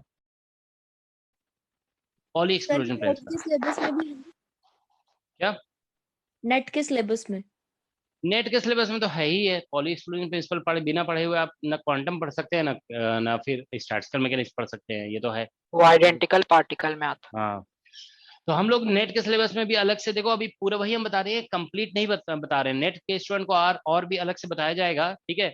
उसमें मतलब ये बताया जाएगा कि मतलब फर्मियोन के लिए मतलब there is a topic in statistical mechanics, उसमें कहा जाता है स्पिन स्टैटिस्टिक्स, ठीक है ना, स्पिन ऑर्बिट स्टैटिस्टिक्स, ठीक है ना। तो मतलब स्पिन से रिलेट करके वेव फंक्शन को कैसे लिखा जाता है, ये सब हम लोग नेट के सिलेबस में डिस्कस करेंगे, ठीक है ना। तो अभी हम लोग बस थोड़ा सा बस शॉर्ट में डिस्कस कर रहे हैं, ठीक है। ये मतलब अभी सर वो लास्ट क्वेश्चन उसने 3D के लिए पूछा था, टाउ नहीं था, वो 3D बोलना चाह रहा था। अरे वो हर जगह पे होगा, ठीक है। तो वो जो DDR है ना, DDR आयोटा DDR, ये 3D में भी हमेशा नहीं है, ये 2D में भी नहीं है, 3D में भी नहीं है, ठीक है, तो ये ध्यान रखोगे। ठीक है, तो अब देखिए यहाँ पे पॉली एक्सक्लूजन प्रिंसिपल अभी शॉर्ट डिस्कशन बता रहे हैं, ठीक है। तो पॉली एक्सक्लूजन प्रिंसिपल जो है बेसिकली, अच्छा जानते हो पॉली के बारे में आपने कभी सुना है? देखो ये प्रिंसिपल इसने कैसे दिया, पॉली एक्सक्लूजन प्रिंसिपल कहाँ से आया, अगर आपसे पूछा जाए कभी आपने पढ़ा है कि where from this principle came?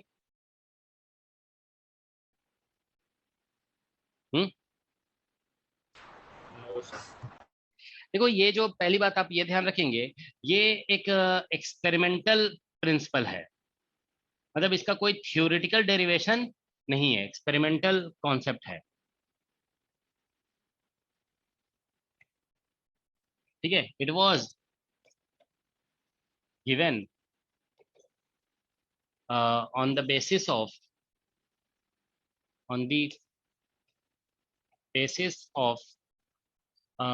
various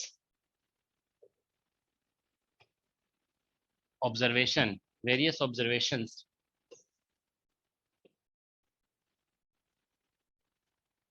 और या फिर on the basis of observation, ऐसे लिख दो, observation on the basis of observation, यहाँ पे ऐसे लिख देते हैं, ऑफ वेरियस स्पेक्ट्रम, ठीक है ना। बहुत सारे स्पेक्ट्रम का ऑब्जर्वेशन करने के बेसिस पे ये बेसिकली पॉली एक्सक्लूजन प्रिंसिपल दिया गया है, ठीक है ना। तो ठीक है, एक्सपेरिमेंटल प्रिंसिपल है, ठीक है। देखो जानते हो मतलब जैसे जब ये डेवलप हुआ ना, क्या कहते हैं, क्वांटम मैकेनिक्स, तो अगर आप इसमें देखेंगे तो कुछ लोगों का कंट्रीब्यूशन बहुत ज्यादा है, ठीक है। देखो क्वांटम मैकेनिक्स के डेवलपमेंट में, ठीक है, तो क्वांटम मैकेनिक्स के डेवलपमेंट में देखो क्या है कि मतलब अगर हम देखें कुछ लोगों का नाम आता है इसमें, जैसे एक तो प्लैंक का नाम तो स्टार्टिंग में आया, ठीक है ना, उसके बाद आइंस्टाइन आया, ठीक है ना। प्लैंक ने आपने देखा कि एनर्जी क्वांटाइजेशन का कॉन्सेप्ट लाया, फिर उसको आइंस्टाइन ने जनरलाइज करके बोल दिया कि जो इलेक्ट्रोमैग्नेटिक रेडिएशन है वो बेसिकली क्वांटम के फॉर्म में, फोटोन का कॉन्सेप्ट आ गया। फिर यहाँ के बाद बोर आ गए, ठीक है ना, बोर। और उसके बाद जो है ना 3-4 लोगों का नाम आता है जो मतलब क्वांटम मैकेनिक्स को एक्चुअली डेवलप किया, उसमें हाइजेनबर्ग है, ठीक है ना, हाइजेनबर्ग है, ठीक है ना, और पॉली है, ठीक है, जॉर्डन है, ठीक है, और क्या बोलते हैं, बॉर्न है, और श्रोडिंगर है,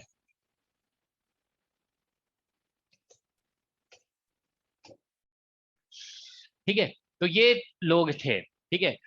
तो देखिए क्या है कि हम आपको जस्ट एक आइडिया देने के लिए बता रहे हैं, ठीक है, कि ये जो 4 लोग हैं ना साथ में लगभग काम कर रहे थे, ये 4 लोग, ठीक है। और सॉरी डिरैक है, देयर इज डिरैक।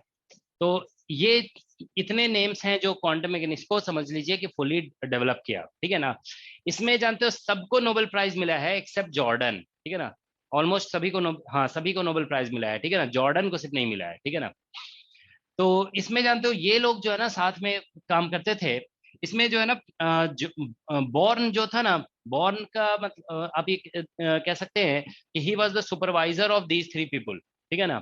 मतलब इनका मतलब क्या बोलते हैं, एक तरह से सुपरवाइजर थे। So born was a senior person actually, ठीक है ना, ही वाज सीनियर पर्सन, ठीक है। और ये बाकी जितने भी थे ना रिमेनिंग, ये जो यहाँ से ये भी बोर भी थोड़ा सीनियर थे, ठीक है ना। तो ये सीनियर थे, मतलब इनसे इंटरेक्ट करते थे ये, लेकिन बट रिमेनिंग जो ये जो है पॉली है, ठीक है, जॉर्डन है, ठीक है ना, श्रोडिंगर और डिरैक, ये सभी जो है ना 20 से 25 के बीच में थे, ठीक है ना। जिस टाइम इन्होंने क्वांटम मैकेनिक्स को डेवलप किया 20 से 25 के बीच में इनका एज था, ठीक है ना। उसी एज ग्रुप में इन लोगों ने मतलब ये काम किया है, ठीक है ना।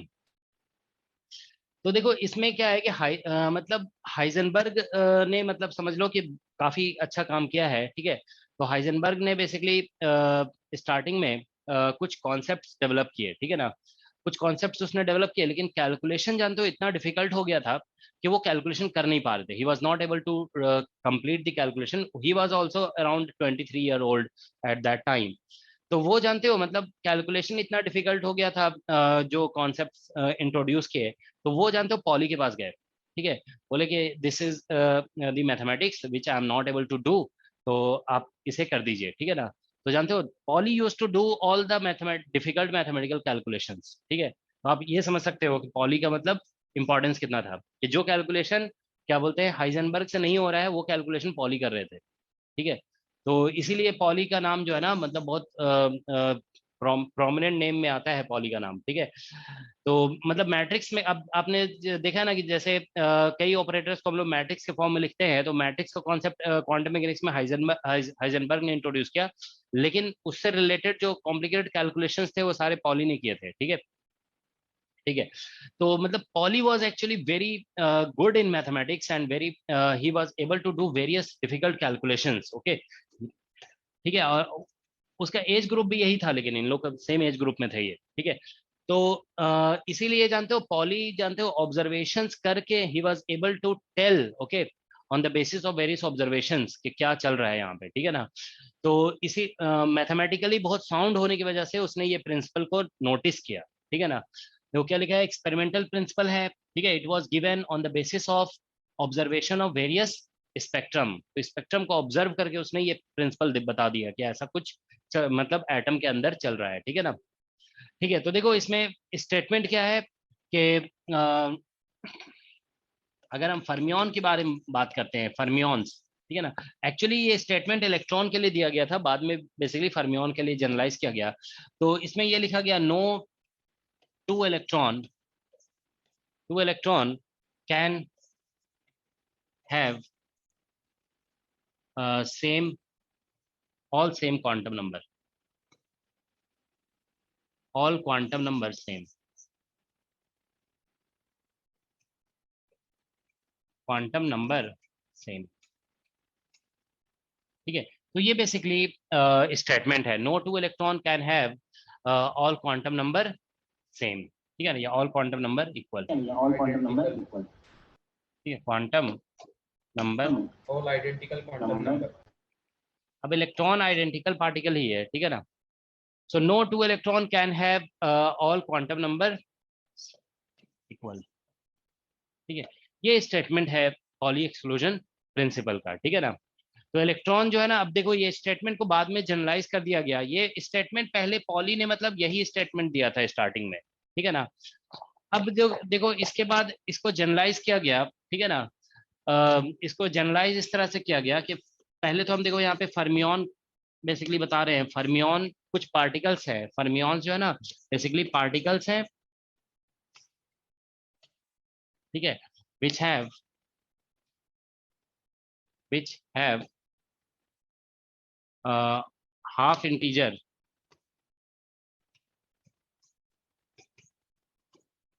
spin, ठीक है ना। तो हाफ इंटीजर स्पिन या सिंपली फर्मियन भी लिखा हुआ हो सकता है, ठीक है ना। तो अब देखो यहाँ पे इसका जनरलाइजेशन क्या है, इस स्टेटमेंट का जनरलाइजेशन कि no two identical fermions can have all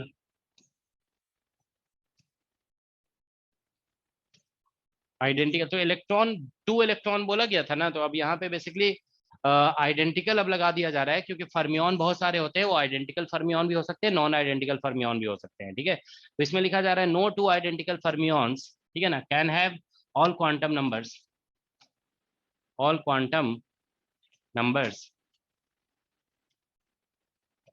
equal, ठीक है। तो ये बेसिकली, अब देखिए यहाँ पे एक वर्ड आया ना फर्मियंस, मतलब वो पार्टिकल्स है, particles which have half integer spin, ठीक है ना। तो मतलब अब स्पिन के बारे में फिर डिस्कशन स्टार्ट हो जाएगा, तो इसीलिए अभी हम ज्यादा फोकस नहीं कर रहे हैं। मतलब स्पिन मान लो कोई क्वांटिटी है, तो इसमें फर्मियंस के लिए जो स्पिन का वैल्यू होगा ना, स्पिन का वैल्यू वो आप बोल सकते हो कि हाफ हो सकता है, 3/2 हो सकता है, 5/2 हो सकता है, ठीक है ना। इस तरह से स्पिन का वैल्यू होता है फर्मियंस के लिए, ठीक है ना। ठीक है, तो नो टू आइडेंटिकल फर्मियंस, यही पॉली एक्सक्लूजन प्रिंसिपल है, ठीक है ना। ये जो पॉली एक्सक्लूजन प्रिंसिपल हम कह रहे थे ना, ये इसको चलो ऐसे लिखते हैं, पॉली एक्सक्लूजन प्रिंसिपल, ठीक है ना। तो ये जो स्टेटमेंट दिया गया है ना, देखो यहाँ पे ये है पॉली एक्सक्लूजन प्रिंसिपल, ये कह सकते हो फॉर इलेक्ट्रॉन है ये, और इन जनरल ये है पॉली एक्सक्लूजन प्रिंसिपल, ठीक है, फॉर फर्मियंस, ठीक है। नो टू आइडेंटिकल फर्मियंस, लेकिन नॉन आइडेंटिकल फर्मियन होगा ना तो क्वांटम नंबर सेम हो सकता है, ठीक है ना।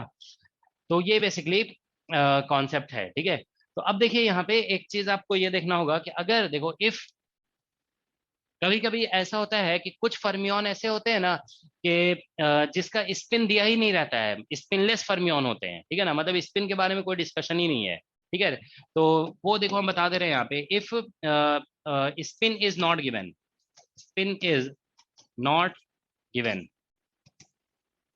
ठीक है ना, spin is not given, then मतलब इसको स्पिनलेस फर्मियन कहते हैं, स्पिनलेस फर्मियन, ठीक है। देन ओनली वन फर्मियन, ठीक है, only one fermion can occupy one energy level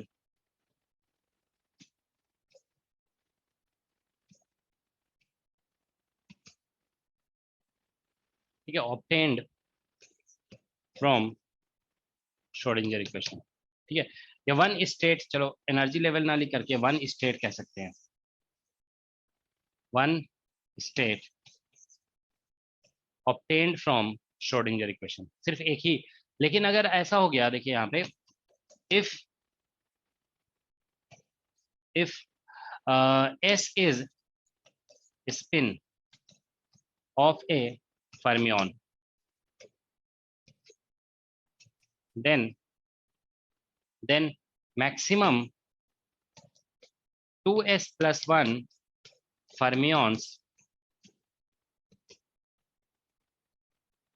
can occupy, ठीक है ना, one state obtained from Schrodinger equation, ठीक है ना। तो ये है बेसिकली जो स्टेट हम लोग डिफाइन कर रहे थे ना, जैसे पार्टिकल इन बॉक्स का जो स्टेट हम लोग क्वांटम नंबर से डिफाइन कर रहे थे, तो उन सभी स्टेट को 2s plus 1, s यहाँ पे स्पिन दिया हुआ रहेगा, ठीक है ना, कि स्पिन हाफ है या 3/2 है या 5/2 है। तो ये बेसिकली पॉली एक्सक्लूजन प्रिंसिपल। तो पॉली एक्सक्लूजन प्रिंसिपल देखो बेसिकली अप्लाई होता है फर्मियंस के लिए सिर्फ, ठीक है ना, ध्यान रखोगे। It applies only for electron के लिए अप्लाई हो सकता है, या इन जनरल कह सकते हो फर्मियंस के लिए अप्लाई हो सकते हैं। फर्मियंस कौन कौन से होते हैं, देखिए यहाँ पे एग्जाम्पल ऑफ फर्मियन, एक तो होगा कि जनरल लिखा हुआ रह सकता है कि पार्टिकल्स जो हैं वो फर्मियंस हैं, ठीक है। एग्जांपल्स ऑफ फर्मियंस, ठीक है। तो फर्मियंस के देखिए बहुत सारे एग्जांपल हैं, जैसे इलेक्ट्रॉन होता है, प्रोटॉन है, न्यूट्रॉन है, ठीक है ना, ये सभी पॉजिट्रॉन है, ठीक है ना, ये सभी फर्मियंस है, ठीक है ना, या क्वार्क है, ठीक है ना। तो क्वार्क वगैरह उतना डिस्कस नहीं होता है, बस अभी इतना ही ध्यान रखो, ठीक है ना। इलेक्ट्रॉन, प्रोटॉन, न्यूट्रॉन ये सभी फर्मियंस है, और इन सभी का स्पिन जो है ना हाफ होता है, स्पिन इज हाफ, ठीक है। तो मतलब स्पिन हाफ होने का मतलब ये है कि मैक्सिमम, ठीक है ना, इसका मतलब एक स्टेट को मैक्सिमम 2 इलेक्ट्रॉन ऑक्युपाई कर सकते हैं, इसके अकॉर्डिंग यहाँ पे हाफ लिखोगे ना, तो इसका मतलब one state can be occupied, जो वन स्टेट की बात हम जो कर रहे हैं ना, वो श्रोडिंगर इक्वेशन से जो स्टेट हमें मिला है, ठीक है ना। So one state can be occupied by maximum, ठीक है, 2 इलेक्ट्रॉन्स, ठीक है, या फिर कह सकते हो 2 प्रोटॉन या 2 न्यूट्रॉन एक्सेट्रा, ठीक है ना, ऐसा होगा। तो एक स्टेट जो है बेसिकली मैक्सिमम 2 इलेक्ट्रॉन, 2 प्रोटॉन या 2 न्यूट्रॉन से ऑक्युपाई हो सकता है, ठीक है ना। अब देखिए यहाँ पे बेसिकली ये आपको ध्यान रखना होगा कि ये आप लोग जानते भी है, मतलब 11th 12th क्लास में भी ये बताया जाता है कि जैसे मान लीजिए इलेक्ट्रॉन है, तो इलेक्ट्रॉन के लिए हम डिफाइन करते हैं कि S is equal to half है। तो इसमें S इक्वल टू हाफ है ना, तो अब जैसे 2 इलेक्ट्रॉन हम बोल रहे हैं कि एक ही स्टेट को ऑक्युपाई कर सकता है, तो इसके लिए फिर जानते हो एक क्वांटम नंबर आता है MS इज इक्वल टू, एक इलेक्ट्रॉन के लिए MS हाफ होगा, और एक इलेक्ट्रॉन के लिए जो है ना MS जो होगा वो माइनस हाफ होगा। इसको बोलते हैं स्पिन से रिलेटेड, ये basically magnetic spin quantum number है, ठीक है। तो इसको हम लोग अप स्पिन बोलते हैं और इसको हम लोग डाउन स्पिन बोलते हैं। तो देखिए अप स्पिन के लिए MS जो है ना प्लस हाफ होगा, और डाउन स्पिन के लिए MS जो है वो माइनस हाफ हो जाता है, ठीक है। तो पॉली एक्सक्लूजन प्रिंसिपल देखिए इन शॉर्ट बस इतना ही है, ठीक है, कि no 2 electron can have all quantum numbers, या फर्मियंस के लिए अगर हम बात करते हैं तो यहाँ पे no 2 identical fermions can have all quantum numbers, ठीक है ना। यहाँ पे ये थोड़ा साइड में लिख दो इसको, can have all quantum numbers equal, और क्वांटम नंबर इक्वल नहीं हो सकते हैं। तो मतलब ये तो चलो स्टेटमेंट है, इसका बार बार यूज नहीं होता है कैलकुलेशन में, मेन कैलकुलेशन में जो है ना वो ये यूज होता है, ठीक है ना। देखो यहाँ पे if spin is not given, ठीक है ना, यहाँ पे नॉट लिखा हुआ है, नॉट गिवन, ठीक है। तो उस केस में आप ध्यान रखेंगे कैलकुलेशन के लिए ये 2 स्टेटमेंट इंपॉर्टेंट है, ये ध्यान रखोगे, ठीक है ना, this is important for calculation, ठीक है, कैलकुलेशन। तो देखो क्या लिखा है, if spin is not given, ठीक है, then only one fermion can occupy one state obtain from Schrodinger equation, ठीक है ना। और अगर स्पिन S दिया हुआ है, if spin S is spin of fermions, then 2S + 1 fermions can occupy one state obtain from Schrodinger equation, ठीक है ना। अच्छा, ये जो पॉली एक्सक्लूजन प्रिंसिपल है, ध्यान रखेंगे आइडेंटिकल फर्मियन पे लगता है, नॉन आइडेंटिकल फर्मियन पे पॉली एक्सक्लूजन प्रिंसिपल नहीं अप्लाई होता है, ठीक है ना। ओके, ठीक है, तो ये कुछ बेसिक कॉन्सेप्ट्स हो गया। अब हम ये जैसे कि बता दिए कि इलेक्ट्रॉन, प्रोटॉन, न्यूट्रॉन के स्पिन हाफ होता है। अब हाफ होता है, ये सभी एक्सपेरिमेंटल फैक्ट है, ठीक है ना। अब ये कहाँ से हाफ आ गया ये अभी एक्सप्लेन हम नहीं कर रहे हैं। आप इतना ध्यान रखो कि एक्सपेरिमेंट के बेसिस पे ये बताया गया है कि इलेक्ट्रॉन, प्रोटॉन, न्यूट्रॉन वगैरह का स्पिन हाफ होता है। कुछ पार्टिकल्स ऐसे भी हो सकते हैं जिसका स्पिन 3/2 भी हो सकता है, 5/2 भी हो सकता है, इस तरह का केस भी हो सकता है, ठीक है ना। तो ठीक है, तो इसलिए ध्यान रखेंगे कि वन स्टेट जो श्रोडिंगर इक्वेशन से स्टेट ऑब्टेन होगा वो 2 इलेक्ट्रॉन, मैक्सिमम वहां पे 2 इलेक्ट्रॉन आ सकते हैं अकॉर्डिंग टू दिस फॉर्मूला, ठीक है। तो 2 इलेक्ट्रॉन आएंगे ना, तो उसमें से एक इलेक्ट्रॉन का magnetic quantum number plus half होगा और एक का माइनस हाफ होगा, ठीक है। तो ये हमें ध्यान रखना है, ठीक है। अब देखिए इतना बताने के बाद जो है ना बेसिकली फिर भी बहुत कुछ क्लियर नहीं भी हो सकता है, ठीक है। तो इसको कैसे अप्लाई करते हैं प्रॉब्लम में वो हम लोग को समझना पड़ेगा, ठीक है ना। तो देखो कुछ एग्जाम्पल्स हम डिस्कस कर रहे हैं, ठीक है ना, तो अभी आपको ये समझ में आने लगेगा। अच्छा, इस सिलेबस में देखो सिर्फ बेसिकली लिखा हुआ था पॉली एक्सक्लूजन प्रिंसिपल। तो क्योंकि पॉली एक्सक्लूजन प्रिंसिपल सिर्फ इलेक्ट्रॉन के लिए अप्लाई होता है ना, तो इसीलिए अभी हम लोग यहाँ पे ये डिस्कशन कर रहे हैं, ठीक है ना। फिर बाद में जो है ना हम लोग डिस्कशन करेंगे बोसॉन वगैरह के बारे में भी, वो स्टैटिस्टिकल मैकेनिक्स में आएगा, ठीक है ना। तो हालांकि लेकिन हम ये बता देते हैं कि बोसॉन पे कोई ऐसा रेस्ट्रिक्शन नहीं होता है, तो एक ही स्टेट को सारे बोसॉन भी ऑक्युपाई कर सकते हैं, ठीक है ना। तो इसीलिए वहां पे मतलब कोई पॉली एक्सक्लूजन प्रिंसिपल अप्लाई नहीं होगा, ठीक है। सर वहां पर स्पिन क्या होगा? उस स्पिन वगैरह कुछ भी हो सकता है, ठीक है। तो चलो अभी हम बोसॉन डिस्कस नहीं कर रहे हैं, पहले अभी इस पे फोकस करते हैं ना, ठीक है। वो स्टैटिस्टिकल मैकेनिक्स में डिस्कस होगा, ठीक है। मतलब ये ध्यान रखोगे जब हम पॉली एक्सक्लूजन प्रिंसिपल डिस्कस कर रहे हैं ना, तो वो सिर्फ और सिर्फ फर्मियंस के लिए है, ठीक है। एग्जांपल देखो, जैसे मान लो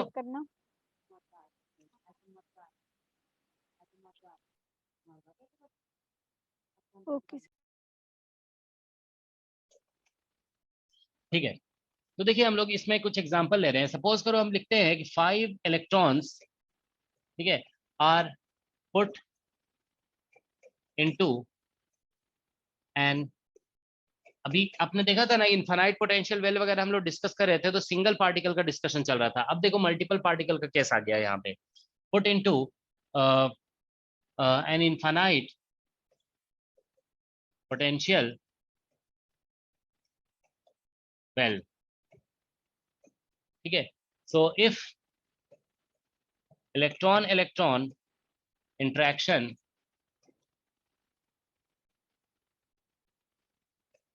is neglected, then what is ground state energy of system, ठीक है। तो सिस्टम का ग्राउंड स्टेट एनर्जी कितना होगा, ठीक है। तो देखिए ये जैसे मान लीजिए इनफाइनाइट पोटेंशियल वेल है, इसका विड्थ मान लो कि एल है, ठीक है ना, दिस इज द विड्थ, ठीक है। तो देखिए इसमें जो डिफरेंट एनर्जी स्टेट्स होते हैं, आपको पता है कि ये n इक्वल टू 1 स्टेट एक होता है, फिर n इक्वल टू 2 स्टेट होता है, फिर n इक्वल टू 3 स्टेट है, ठीक है ना।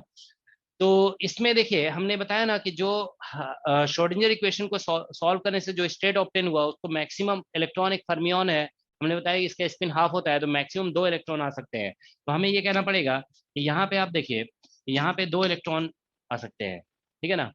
और इसमें भी मैक्सिमम 2 इलेक्ट्रॉन, एक अप स्पिन का इलेक्ट्रॉन होगा, एक डाउन स्पिन। तो देखिए क्या होगा कि अप स्पिन डाउन स्पिन लेने से बेसिकली क्या होगा, इन दोनों का क्वांटम नंबर अलग हो जाएगा, इसका हाफ होगा तो इसका माइनस हाफ, तो इसीलिए इन दोनों इलेक्ट्रॉन का ऑल क्वांटम नंबर इक्वल नहीं हो पाएगा।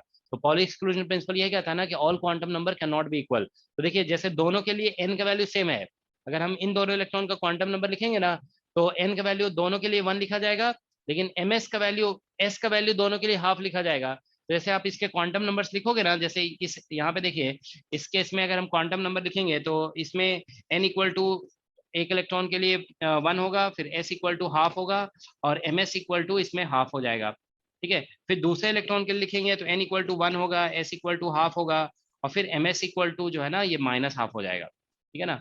तो इस तरह से ये क्वांटम नंबर्स है। तो पॉली एक्सक्लूजन प्रिंसिपल मतलब वायलेट तो नहीं हो रहा है ना, all quantum numbers are not same. वही तो कहा जाता है पॉली एक्सक्लूजन प्रिंसिपल में कि सभी क्वांटम नंबर फर्मियन का इक्वल नहीं हो सकता है, ठीक है ना।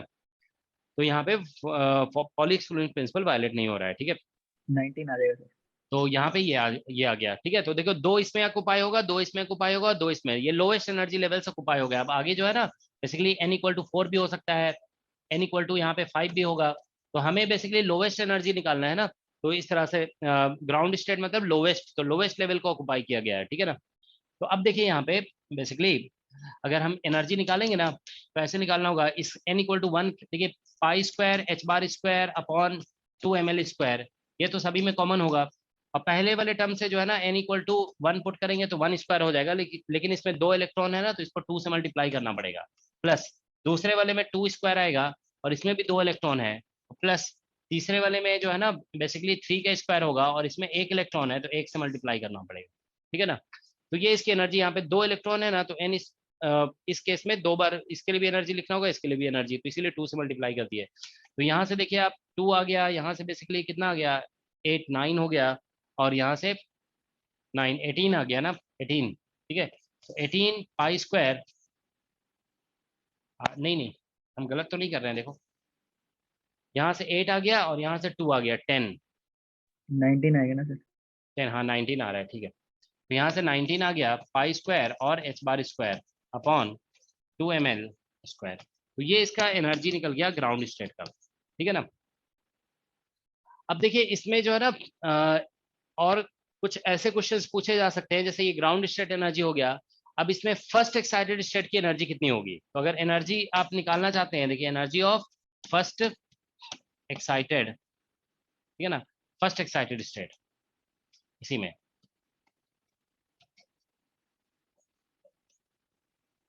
ठीक है। तो फर्स्ट एक्साइटेड के लिए क्या करना होगा, ये जो इलेक्ट्रॉन यहाँ पे है ना उसको यहाँ ले जाना होगा, ठीक है ना। तो ये फर्स्ट एक्साइटेड स्टेट एनर्जी हो जाएगा। मतलब फर्स्ट एक्साइटेड स्टेट के लिए ऐसा होगा, देखो यहाँ पे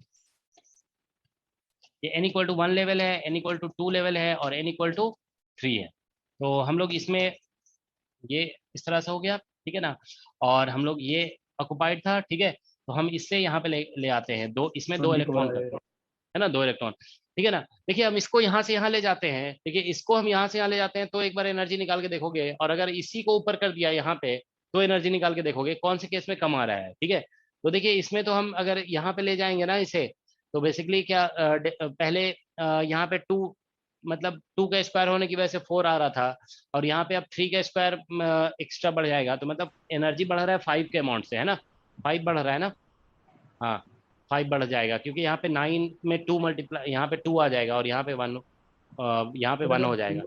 तो आएगा, अगर ऊपर ले जाओगे इसको तो कितना आ जाएगा, ऊपर ले जाओगे तो कितना आएगा, ये तो 16 ऐसा ही हो जाएगा, 16 है ना। इसको अगर हम ऊपर ले जाएंगे तो एक बार ट्राई करके देख लोगे, ठीक है। जैसे n= यहाँ पे ले गए 16 हो जाएगा, और प्लस यहाँ से तो बेसिकली 24 तो ऐसे हो जाएगा, 26 हो जाएगा, तो वो थोड़ा ज्यादा हो रहा है, ठीक है ना। तो इसीलिए यही होगा इसका, ठीक है ना, that's what it will be, ठीक है ना। तो बेसिकली यहाँ से देखिए आपका टर्म आ जाएगा, यहाँ से इस ये 2 टर्म तो रहेंगे ही, ठीक है ना। सॉरी यहाँ पे ऐसा हो जाएगा 1 स्क्वायर इंटू 2, ठीक है, और प्लस, ठीक है ना, इसमें आ जाएगा 2 स्क्वायर, इसमें एक ही इलेक्ट्रॉन है, 2 स्क्वायर इंटू 1 आ जाएगा, और प्लस 3 स्क्वायर इंटू 2 हो जाएगा, ठीक है ना। तो ये बेसिकली सम करने पे, और बाकी जो हमारा फैक्टर है वो तो लिख ही देंगे, ठीक है ना। तो it is coming out to be how much, यहाँ से 2 आ रहा है, यहाँ से 4 6 हो गया, और यहाँ से बेसिकली 36 आ जाएगा, 24 आएगा ना, नहीं 24 ही आ रहा है, 24 हाँ 24 आ रहा है, ठीक है ना। इसमें फिर बाकी ये मल्टीप्लाई कर दोगे, पाई square h bar square upon 2 ml square, ठीक है ना। तो ये फर्स्ट एक्साइटेड स्टेट एनर्जी हो गया, ठीक है ना। तो सर ग्राउंड स्टेट एनर्जी मतलब सिर्फ लोएस्ट पॉसिबल, ठीक है ना। तो इसमें देखो बोल दिया गया ना कि एक में 2 ही इलेक्ट्रॉन आ सकता है, इलेक्ट्रॉन लिखा हुआ था क्वेश्चन में। अब जानते हो अगर इसी क्वेश्चन को देखो कभी एग्जाम में ऐसा क्वेश्चन पुट किया जा सकता है, अभी इसमें क्लियर इलेक्ट्रॉन लिखा हुआ था, तो इलेक्ट्रॉन में 2 आप पुट कर रहे हो, ठीक है। अगर इसी को ऐसे लिखा जाता है ना क्वेश्चन में कि देखो 5 फर्मियॉन्स, आइडेंटिकल फर्मियॉन्स,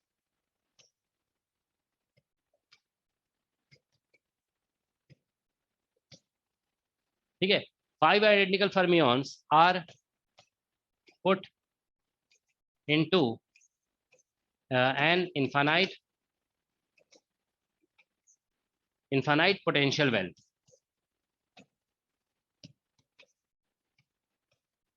ठीक है। what is the ground state energy, ठीक है ना। तो अब देखो यहाँ पे सिर्फ बोला गया है 5 आइडेंटिकल फर्मियन, ठीक है ना। तो इसका सॉल्यूशन जानते हो ऐसे लिखना पड़ेगा, सॉल्यूशन इसमें लिखना होगा कि basically spin is not given, spin not given, ठीक है, स्पिन दिया हुआ नहीं है, ठीक है। तो इसलिए हमको मानकर चलना पड़ेगा कि स्पिनलेस फर्मियन है, तो बस एक ही स्टेट में एक ही फर्मियन आएगा, ठीक है। तो इसलिए only 1 fermion will occupy 1 state, तो एक स्टेट को बस एक ही फर्मियन ऑक्युपाई करेगा, ठीक है ना। तो इसलिए देखिए इसमें फिर ऐसा सिचुएशन आएगा, ये n=1 है, फिर n=2 है, फिर n=3 हो गया, ये n=4 और n=5, ठीक है। तो इसमें बस ऐसे दिखाएंगे कि सभी को जो है ना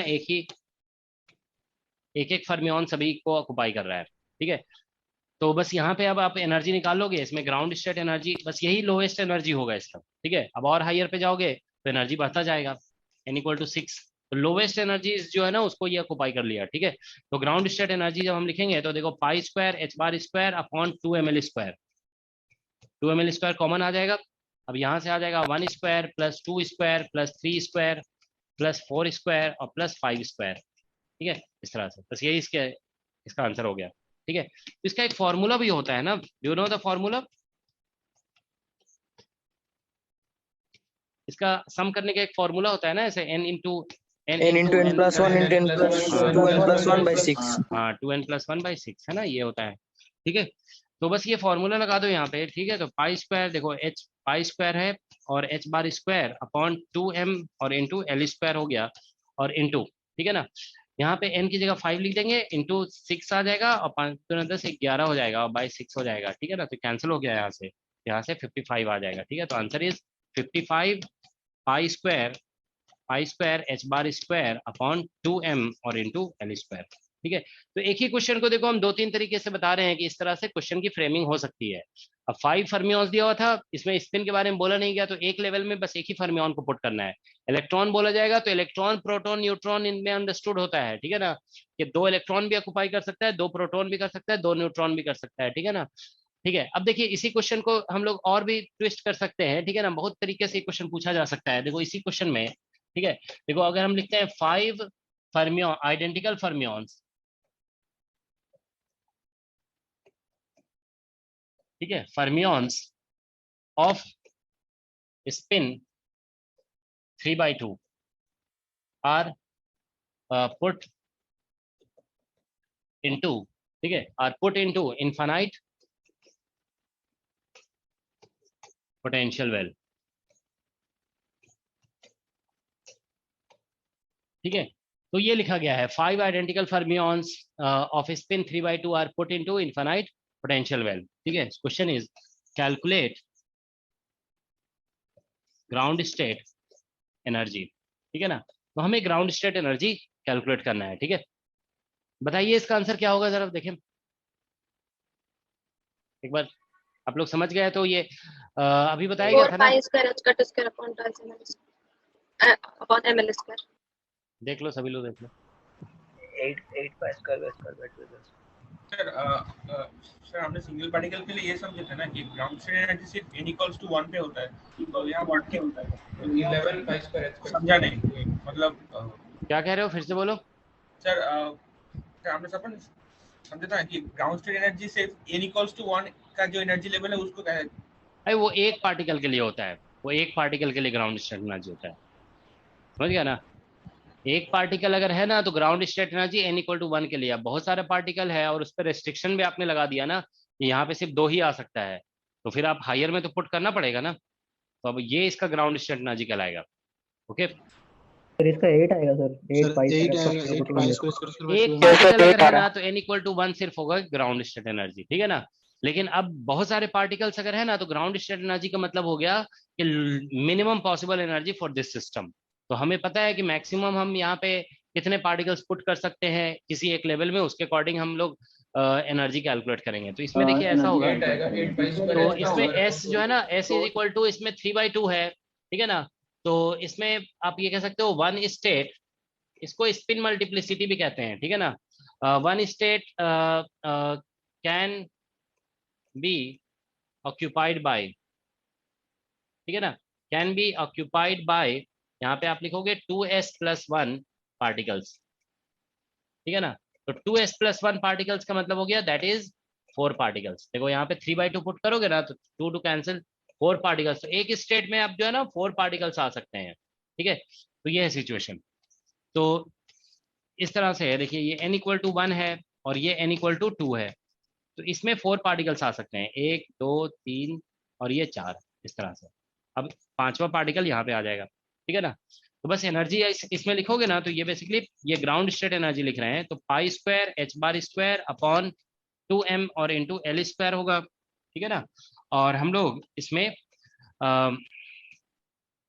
एनर्जी लिखेंगे तो देखिए इससे 1 स्क्वायर आ जाएगा और इसमें 4 पार्टिकल्स हैं, प्लस दूसरे वाले में 2 का स्क्वायर, इसमें 1 पार्टिकल है, ठीक है ना। तो ये आ जाएगा, एनर्जी के फॉर्मूले में n स्क्वायर होता है ना, तो बस n का स्क्वायर कर रहे हैं और यहाँ पे 4 पार्टिकल, तो 4, इसीलिए इसका आंसर हो जाएगा 8 पाई स्क्वायर और h bar square upon 2m L square, ठीक है, दैट्स द आंसर, ठीक है। तो डिपेंड करता है कि स्पिन कितना दिया हुआ है पार्टिकल्स का। तो ये देखो अभी हम एग्जांपल दिए हैं पार्टिकल इन ए बॉक्स को लेकर के, ठीक है ना। अच्छा समझ, हाँ बोलो। हम एरो दिखा नहीं सकते क्या, मतलब हाफ स्पिन, मतलब अप स्पिन डाउन स्पिन ऐसा दिखा नहीं सकते? वो दिखाने की जरूरत नहीं है, वो अप डाउन 4 ओरिएंटेशन इसमें दिखाना पड़ेगा ना, तो कैसे दिखाओगे 4 ओरिएंटेशन, ठीक है ना। अप डाउन जो है ना, अप डाउन ध्यान रखोगे, अप डाउन जो है ना दिखाया जाता है सिर्फ स्पिन हाफ पार्टिकल के लिए। जब एस जो है ना, एस हाफ होता है ना, जब एस हाफ होता है तो अप डाउन दिखाया जाता है। इसमें जानते हो ऐसा होता है बेसिकली एमएस, इसमें जैसे क्या बोलते हैं, अच्छा एमएस के बारे में पूछ रहे हो यहाँ पे, देखो एस इक्वल टू जैसे हाफ था ना, तो इसमें हमने बताया ना एमएस जो होता है वो माइनस हाफ और प्लस हाफ होता है। तो उसी तरह से एस जब जानते हो 3/2 होता है ना, तो एमएस जो है ना -3/2 -1/2 होता है। ये एमएस का वैल्यू होगा एमएस, ठीक है ना। तो -1/2 फिर 1/2 और 3/2 होता है। मतलब आप ये कह सकते हो कि एस का जो भी वैल्यू होगा ना उसके नेगेटिव से स्टार्ट करके पॉजिटिव तक जाना है और 1 1 का डिफरेंस होता है, ठीक है ना। तो एमएस का वैल्यू ये होता है, लेकिन इतना जानने की जरूरत नहीं है अभी, ठीक है ना। ये बाद में मतलब स्पिन जब पढ़ाएंगे ना क्वांटम मैकेनिक्स में, तो ये मतलब थ्योरी से प्रूव हो जाता है कि एस अगर इतना होगा ना तो एमएस ये होगा। मतलब हम अपनी तरफ से नहीं बोल रहे हैं, ठीक है ना। This comes from theory actually. और ये भी जो एस हाफ है तो एमएस जो है ना माइनस हाफ प्लस हाफ होगा। This also comes from angular theory actually. और वो एंगुलर मोमेंटम अलजेब्रा हम लोग उसको कहते हैं, that is called angular momentum algebra. Alright, ठीक है।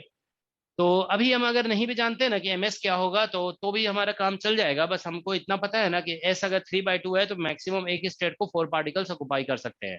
बस यहाँ से आंसर आ जाएगा, ठीक है ना। तो ये आप देखिए बेसिकली क्वेश्चन है पार्टिकल इन बॉक्स से रिलेट कराया गया। अब देखिए, और ये भी 1D बॉक्स का था इसमें, क्योंकि क्वांटम नंबर आप देखिए बेसिकली इसमें क्या था कि बस एक ही क्वांटम नंबर था, ठीक है। There was only one quantum number, ठीक है। तो अगर हम इसी को जानते हो 2D बॉक्स की बात करें ना, तो फिर देखिए क्वेश्चन चेंज होने लगेगा, ठीक है ना। देखो ऐसा हो जाएगा यहाँ पे, ठीक है। अगर हम जैसे क्वेश्चन एक दे दें, ठीक है, देखो ए सपोज करो, चलो 5 पार्टिकल्स का ही देते हैं। 5 पार्टिकल्स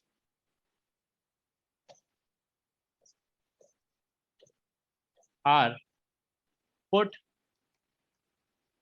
इनटू 2D, ठीक है, square potential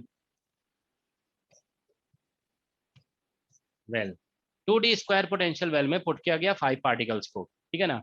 now question is 5, ऐसे करो 5 पार्टिकल स्पिन हाफ पार्टिकल ऐसे लिख देते हैं, 5 स्पिन हाफ।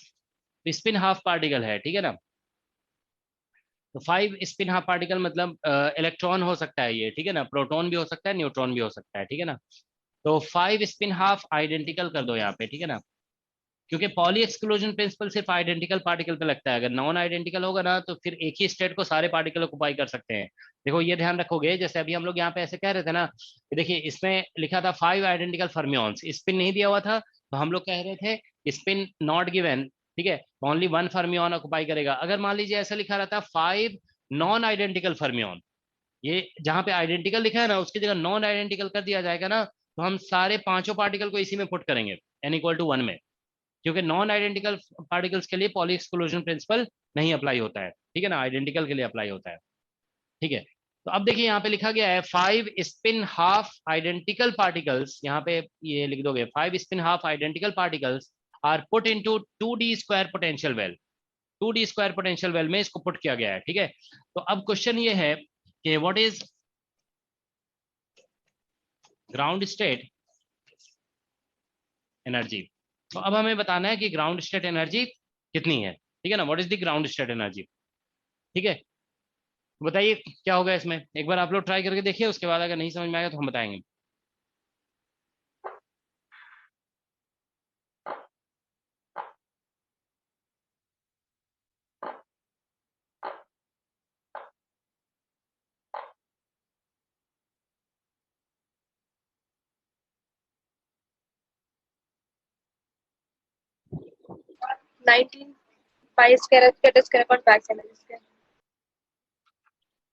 कितना 19 आ रहा है?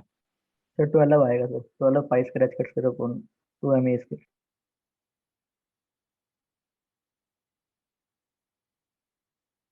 एक 12 बता रहे हैं, 12 आ रहा है। देख लो सभी लोग, देख लो अच्छे से।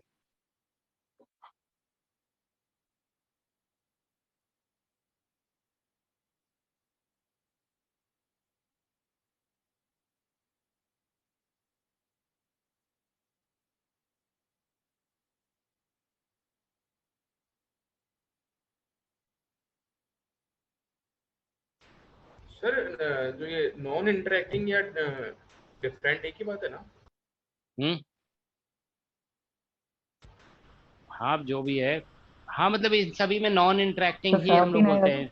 इसमें ये जितने भी क्वेश्चन है ना, देखो फर्स्ट वाले में हम लिखे थे ना यहाँ पे कि इलेक्ट्रॉन इलेक्ट्रॉन रिपल्शन को नेग्लेक्ट किया जा रहा है, ठीक है ना। देखो यहाँ पे इसमें लिखा गया था, ठीक है ना, if electron electron interaction is neglected. तो अभी जो डिस्कशन है ना, देखो इलेक्ट्रॉन इलेक्ट्रॉन इंट्रैक्शन से फिर पोटेंशियल एनर्जी आने लगता है, ठीक है ना। तो वो चीज हम लोग इंक्लूड नहीं कर रहे हैं अभी। अब देख रहे हो ना, जो पार्टिकल बॉक्स में जो हमने एनर्जी पढ़ा था, तो यहाँ पे पोटेंशियल एनर्जी 0 लेकर के लिखे थे ना, तो वही फॉर्मूले को यूज किया जा रहा है। तो मतलब आप पार्टिकल बॉक्स में सिंगल पार्टिकल के लिए जो एनर्जी का फॉर्मूला लिखे थे, वही आप मल्टीपल पार्टिकल के लिए भी यूज कर रहे हैं। तो इसका मतलब यह है कि पार्टिकल पार्टिकल के बीच में इंट्रैक्शन को आप नेग्लेक्ट कर रहे हैं। तो इंटरेक्शन को नेग्लेक्ट करने का मतलब है पोटेंशियल एनर्जी को हम 0 ले रहे हैं, ठीक है ना। तो ये जो भी डिस्कशन अभी चलेगा ना मल्टीपल पार्टिकल का, उसमें नॉन इंटरेक्टिंग पार्टिकल्स ही होंगे ये, ठीक है, क्योंकि हम यहाँ पे किसी का पोटेंशियल एनर्जी लिखने नहीं जा रहे हैं। Okay,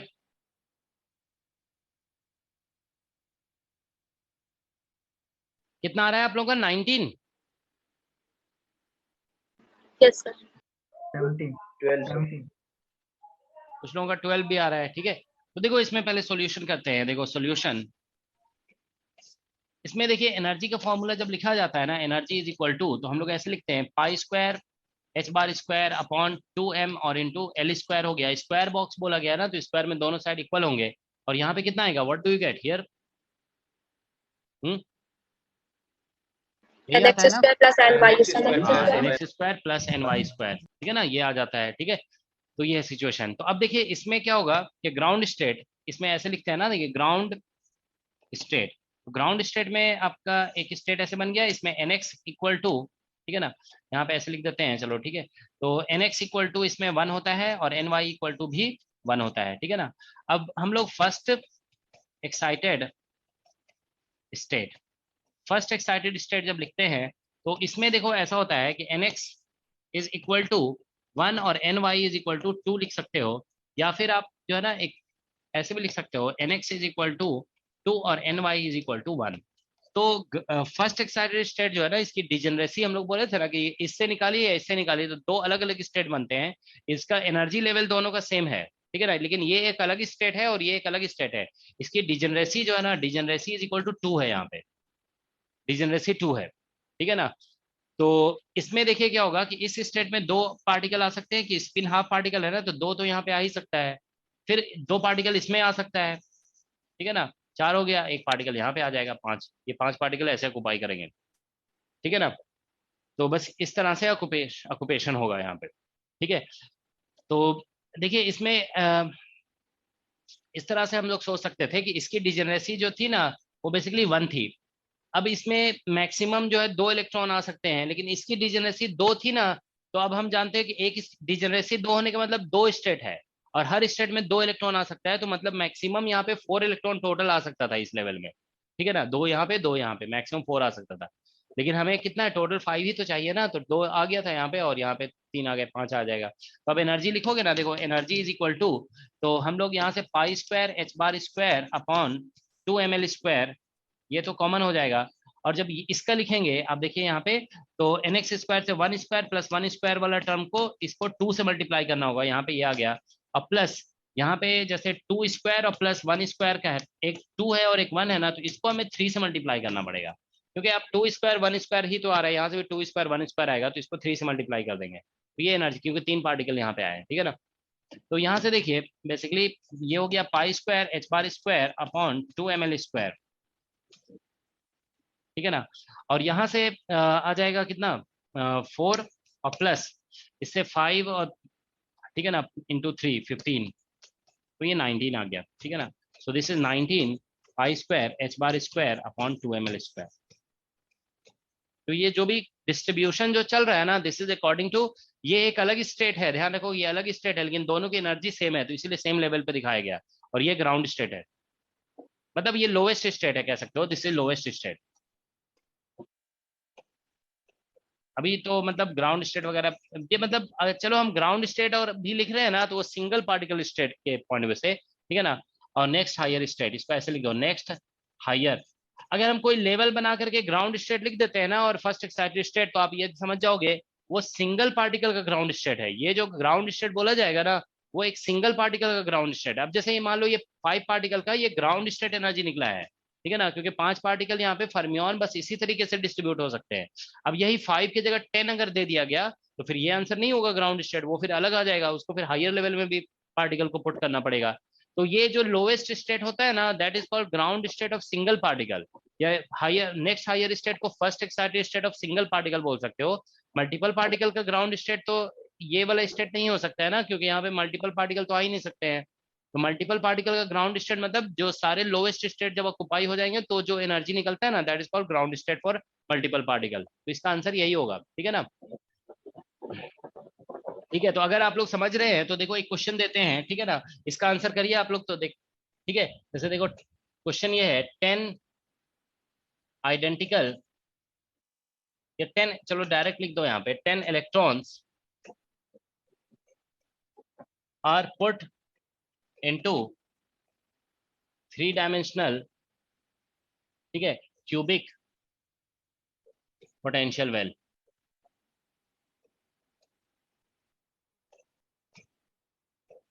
what is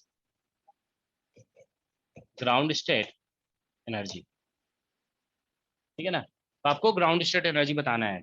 10 particles put किया गया है, देखिए जरा।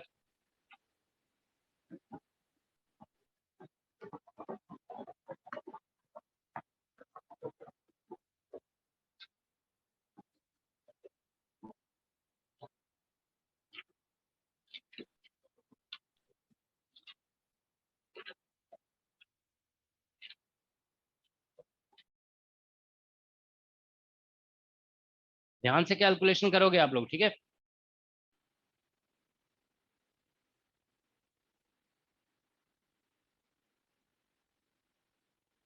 इस तरह के क्वेश्चन बहुत फ्रीक्वेंटली पूछे जाते हैं, ठीक है।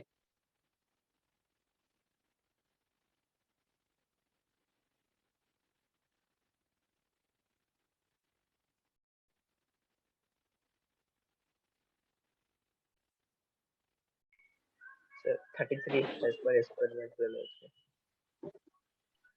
33 का फैक्टर आ रहा है, सभी लोग देखिए क्या फैक्टर आ रहा है।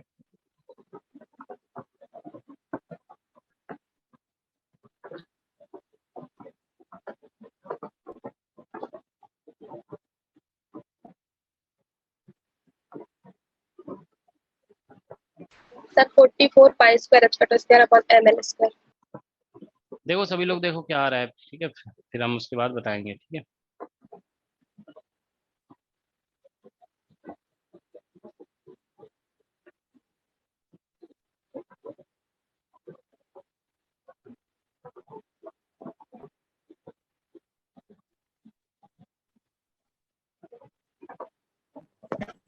क्या है 30 आ रहा है। Yes sir. ठीक है, चलो देखो सॉल्व करते हैं, ठीक है, सॉल्यूशन। ठीक है, तो 10 इलेक्ट्रॉन्स बोल दिया गया है। तो सबसे पहले देखिए इसमें लोएस्ट स्टेट जो होता है वो होता है nx equal to 1, ny equal to 1 और nz इक्वल टू 1, ठीक है ना। तो इसमें एनर्जी का फॉर्मूला हम लोग ऐसे लिखते हैं, pi square h bar square upon 2m into L square, cubic box है ना, और ये हो जाता है nx square plus ny square और plus nz square. Cubic box में आप ऐसे लिख सकते हैं, ठीक है ना। दूसरा जो लेवल होता है, ठीक है ना, इस लेवल में अब देखिए इसमें बेसिकली क्वांटम नंबर्स जो है ना, इसमें 1 या 211 का बेसिकली होता है क्वांटम नंबर, है ना, इस तरह से होता है ना 211, ठीक है। चलो इसमें ऐसे करते हैं कि हटा देते हैं, ये आप समझ जाओगे, नेक्स्ट उतना लिखने की जरूरत नहीं है। इसमें जो क्वांटम नंबर्स हैं 111 है, ठीक है ना। इसकी डिजेनरेसी कितनी है 1, और इसकी डिजेनरेसी कितनी निकली थी 3 है ना, इसकी डिजेनरेसी 3 है। तो एक्चुअली 3 है ना, इसका मतलब यहाँ पे 3 स्टेट है और हर स्टेट को 2 इलेक्ट्रॉन ऑक्युपाई कर सकता है। तो इसमें जो नंबर ऑफ इलेक्ट्रॉन आएगा ना, देखो इसमें अगर आप नंबर ऑफ इलेक्ट्रॉन निकालोगे इस लेवल में, तो नंबर ऑफ इलेक्ट्रॉन इसमें 2 होगा और इसमें नंबर ऑफ इलेक्ट्रॉन जो है ना वो 6 हो जाएगा। अब उसके बाद नेक्स्ट जो हमारा लेवल है, ठीक है ना, इसमें क्या आता है 221 है ना, यही है ना क्वांटम नंबर। Yes sir. ठीक है, तो इसकी डिजेनरेसी भी कितनी निकलती है 3 निकलती है इसकी भी, ठीक है। तो इसमें बेसिकली नंबर ऑफ इलेक्ट्रॉन देखिए 6 2 8 तो हो ही गया। तो अब इसमें हम लोग एक्चुअली इसमें जो नंबर ऑफ इलेक्ट्रॉन आ सकते हैं वो इसमें भी 6 आ सकते हैं, 6 इलेक्ट्रॉन यहाँ पे भी आ सकता है, लेकिन इसमें अब हमें 2 पुट करना पड़ेगा, तो टोटल 10 हो जाएंगे, ठीक है ना। तो इस तरह से, तो अब हम एनर्जी डायरेक्ट लिखेंगे, तो देखिए एनर्जी जब लिखोगे तो पाई स्क्वायर फिर h bar square upon 2m और इंटू एल स्क्वायर, ये ऐसा आ जाएगा, ठीक है ना। अब आप देखो यहाँ पे बेसिकली, ठीक है ना, तो पाई square h bar square upon 2ml square, और अब हम लोग यहाँ पे देखिए एनर्जी का ये फॉर्मूला है ना, तो यहाँ से 1 square plus 1 square plus 1 square आएगा, और इनटू हम यहाँ पे 2 कर देंगे और प्लस, नेक्स्ट हम लोग यहाँ पे लिखेंगे ये बेसिकली 2 स्क्वायर हो जाएगा, यहाँ पे ये क्वांटम नंबर लिख रहे हैं इसमें, 2 square plus 1 square plus 1 square, ठीक है। अब उसके बाद नेक्स्ट हम लोग लिखेंगे यहाँ पे, ठीक है ना, basically 2 square plus 2 square plus 1 square, ठीक है, ये आ गया। और इसमें देखो 6 इलेक्ट्रॉन आ जाएगा, तो इसको 6 से मल्टीप्लाई करना होगा, और इसमें 2 इलेक्ट्रॉन है तो इसको 2 से मल्टीप्लाई कर देंगे, ठीक है ना, दैट्स व्हाट वी गेट, ठीक है। तो यहाँ से देखिए energy is equal to pi square, क्या कह रहे हो, तो बस ये ऐड करके देख लो कितना आ रहा है, तो यहाँ से आ गया 6 आ गया यहाँ से, है ना, 6 प्लस, ठीक है, ये 3 इंटू 2 6 हो गया, और यहाँ से हो गया कितना 36 हो गया ये, है ना, ठीक है, और यहाँ से हो गया 8 और 9, यहाँ से हो गया, ठीक है, इतना आ रहा है, ठीक है। बस आप ऐड करके देख लीजिए कितना आ रहा है, 60 हो गया, 60 आ गया है ना, हाँ 60 पाई square h bar square upon 2ml, इतना आ रहा है, दैट्स द आंसर, ठीक है। तो इस तरह से basically ground state energy calculate करने के लिए बोला जाता है, ठीक है ना। तो डिफरेंट क्वेश्चंस इस तरह से फ्रेम किए जा सकते हैं। देखो क्वेश्चन फ्रेम करना इसमें बहुत आसान है, बस नंबर ऑफ पार्टिकल बोल दीजिए, पोटेंशियल बता दीजिए कौन सा है, ठीक है ना, तो आंसर आ जाएगा, ठीक है। तो देखो एक क्वेश्चन और करा रहे हैं इसमें, देखो एक क्वेश्चन IIT जैम में पूछा गया, IIT जैम 2021 में, इसमें बोल दिया गया 20 इलेक्ट्रॉन्स आर पुट इनटू, ठीक है, 3D isotropic simple harmonic oscillator potential, ठीक है ना। तो ये basically 20 electrons are put into 3D isotropic simple harmonic oscillator potential, ठीक है। अब क्वेश्चन ये है कि what is the ground state energy of system, ठीक है। तो सिस्टम का ग्राउंड स्टेट एनर्जी कितना होगा, ठीक है ना, ये हमें निकालना है, what is the ground state energy of system, ठीक है ना। So 20 electrons are put into 3D isotropic simple harmonic oscillator potential. What is the ground state energy of system? ठीक है, तो इसके लिए भी देखिए हमें इस एनर्जी का पहले फॉर्मूला लिख देते हैं, एनर्जी इज इक्वल टू, ठीक है, इसमें ऐसे लिखा जाता है H क्रॉस ओमेगा और n प्लस हाफ, ठीक है, और n का वैल्यू इसमें होता है 0 1 2 3, है ना, एंड सो ऑन, 3D है ना, एंड सो ऑन, 3D है, 3D में 3/2 नहीं होगा क्या कह रहे हो, अच्छा हाँ 3/2 है यहाँ पे, सॉरी 3D में 3/2 नहीं होगा क्या, हाँ 3/2 है यहाँ पे, ठीक है। तो बस यही है, 3D बोला गया था ना, यहाँ पे 3D पोटेंशियल है, तो 3/2 आ जाता है इसमें, ठीक है। और आइसोट्रोपिक है इसीलिए n लिख दिया गया, अदरवाइज फिर अलग अलग ओमेगा भी अलग हो जाता फिर आइसोट्रोपिक अगर नहीं होता तो, ठीक है। तो इस तरह से लिखेंगे। अब देखिए इसमें जो लोएस्ट स्टेट है, ठीक है ना, वो बेसिकली n = 1 स्टेट है, ठीक है, n = 1 स्टेट है, ठीक है। अच्छा, इसमें डिजेनरेसी का एक फॉर्मूला हम बताए थे आप लोगों को, n+1 और आप लोगों को n+1, माइक किसका ऑन है, माइक तो ऑफ करो।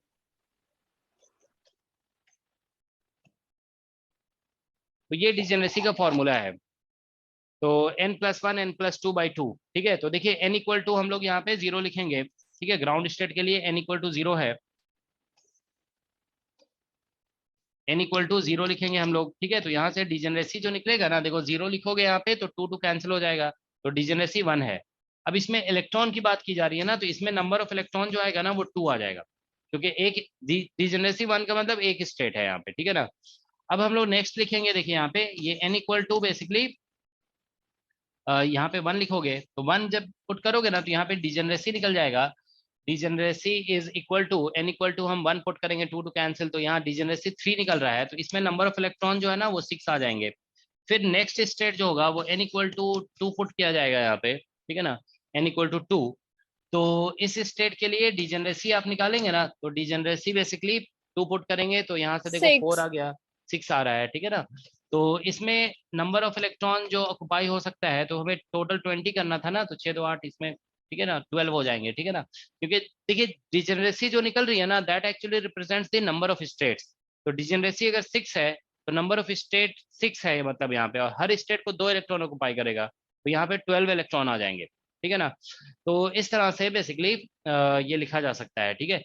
तो देखिए टोटल 20 हो गया ना, ये टोटल 20, तो अब नेक्स्ट हमें लिखने की जरूरत नहीं है, तो टोटल 20 इलेक्ट्रॉन बन गए यहाँ पे, ठीक है।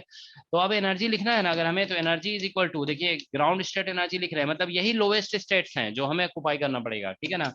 तो H क्रॉस ओमेगा हो गया, और यहाँ पे, ठीक है ना, अब हम लोग पुट करना शुरू करते हैं। n इक्वल टू 0 पुट करोगे तो यहाँ पे बेसिकली 3/2 आ गया, और इसको 2 इलेक्ट्रॉन ऑक्युपाई कर रहा है, तो 2 से मल्टीप्लाई कर दिए। फिर n इक्वल टू 1 पुट करोगे यहाँ पे, तो ये 5/2 आ जाएगा, और इसको बेसिकली 6 इलेक्ट्रॉन ऑक्युपाई कर रहे हैं। फिर n इक्वल टू 2 पुट करोगे यहाँ पे, तो बेसिकली 7/2 आ जाएगा, और इसको आप देखिए 7/2, ठीक है, तो यहाँ पे 6 ठीक है, तो ये बेसिकली यहाँ से आ रहा है। तो यहाँ से देखिए H क्रॉस ओमेगा, अच्छा लास्ट में 12 है ना, लास्ट में 12, ठीक है, यहाँ पे 12 इलेक्ट्रॉन, ये 6 डिजेनरेसी थी इसकी, ठीक है ना, तो 12 इलेक्ट्रॉन है। तो अब देखिए यहाँ से कैलकुलेशन करेंगे, तो 3 प्लस यहाँ से आ गया 15, और प्लस यहाँ से 42, ठीक है, तो यही आ रहा है, ठीक है ना। बस इसको ऐड करके देख लो आप कितना आ रहा है, ठीक है ना। So this is coming out to be how much, 60 H cross omega, यही आंसर हो गया, ठीक है, दैट्स द आंसर। तो यही इसका ग्राउंड, इस सिस्टम का ground state energy 60 H cross omega होगी। 60 H cross omega is the ground state energy of this system. Okay, तो mainly you have to calculate the degeneracy, और अगर डिजेनरेसी है, इलेक्ट्रॉन का क्वेश्चन दिया हुआ है, तो अभी जैसे इलेक्ट्रॉन में आप देखें स्पिन हाफ है, तो उसमें जो भी डिजेनरेसी है ना उसको बस 2 से मल्टीप्लाई करते जाओ, तो उतने इलेक्ट्रॉन्स यहाँ पे इस स्टेट में आ सकते हैं, ठीक है। अगर यही स्पिन मान लीजिए 3/2 होता, तो हम इसको 4 से मल्टीप्लाई करते जाते हैं, हम बोलते हैं यहाँ पे 4 इलेक्ट्रॉन्स आ सकते हैं, सॉरी 4 पार्टिकल्स आ सकते हैं, इलेक्ट्रॉन के लिए 4 नहीं हो सकता है, ठीक है ना। स्पिन अगर 3/2 दिया हुआ है, तो इसमें 4 आ जाएगा, फिर इसको मल्टीप्लाई करोगे 4 से, तो ये 12 आ जाएगा, ठीक है ना। तो इस तरीके से फिर लिखना पड़ेगा। Okay, so this is how this type of calculation is done. Okay, ठीक है, तो आप लोग असाइनमेंट से कुछ क्वेश्चन देख लीजिएगा, ठीक है। अदरवाइज ये पॉली एक्सक्लूजन प्रिंसिपल कंप्लीट हो गया है, और जैम के लेवल का क्वांटम मैकेनिक्स कंप्लीट हो गया है। तो जैम लेवल में देखिए आप रिलेटिविटी पढ़ा दिया गया है, और क्या बोलते हैं क्वांटम मैकेनिक्स भी हो गया है। अभी बैच 2 का रिलेटिविटी का क्लास एक लगा था, ठीक है ना, अभी और क्लास लगाएंगे हम, ठीक है। तो धीरे तो ये मॉडर्न फिजिक्स में बस छोटा सा पोर्शन जैम में बच रहा है। अब जो क्लासेस लगेगी ना, वो थोड़ी सी एडवांस क्लासेस लगेगी। जो लोग अटेंड करना चाहते हैं जैम के स्टूडेंट, वो कर सकते हैं नेट जेस्ट TFR के लिए। ओके, और क्या बोलते हैं बाकी वो नेट गेट के लिए तो कंटिन्यू रहेगा ही, ठीक है। टाइमिंग क्या होगा उसका? टाइमिंग हम बता देंगे, ठीक है ना, अभी सोच के बताते हैं। हाँ बताइए सर। असाइनमेंट में सर एक स्पिन पोलराइजिंग के लिए बोल के सर, वो स्पिन पोलराइजिंग में उसको एक यूज कर रहा है। हाँ, स्पिन पोलराइज का केस में भी एक ही यूज होता है, मतलब उसमें स्पिन जो है ना माइनस वाला नहीं हो सकता है। स्पिन पोलराइज का मतलब हो गया, स्पिन पोलराइज मीन्स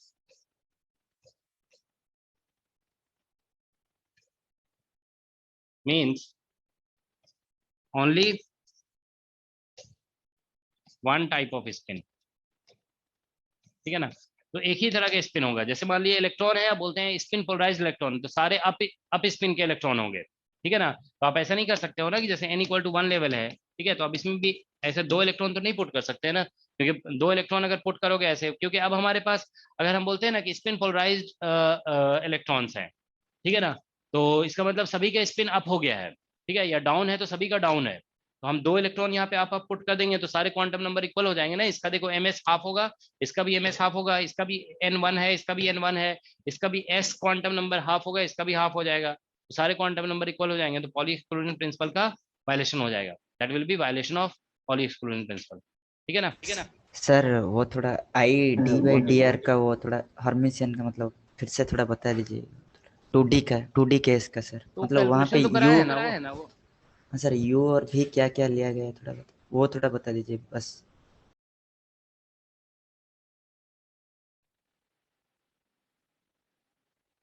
इसमें एफ यू और भी क्या है, ये तो F1 F2 लिखा हुआ था हमने, F1 और F2। हाँ सर, मतलब वो कौन सा फंक्शन तो बाई F1 पार्ट्स है वाला और ना ये कोई सर? भी फंक्शन है, तो अब ये बाई पार्ट्स इंटीग्रेशन कर रहे हैं, तो बाई पार्ट्स डेरिवेटिव तो इसका है ना सिर्फ, तो बाकी जितने भी टर्म है उस पे अब बाई पार्ट्स में क्या होगा, वो बाकी जो टर्म है ना वो बाहर करना पड़ेगा। F1 भी है और R भी है ना, तो F1 और R दोनों बाहर हो जाएगा, F2 का इंटीग्रेशन हो जाएगा ये, तो ये मिल गया। अब डेरिवेटिव जो होगा वो F2 और R दोनों, F1 और R दोनों का होगा।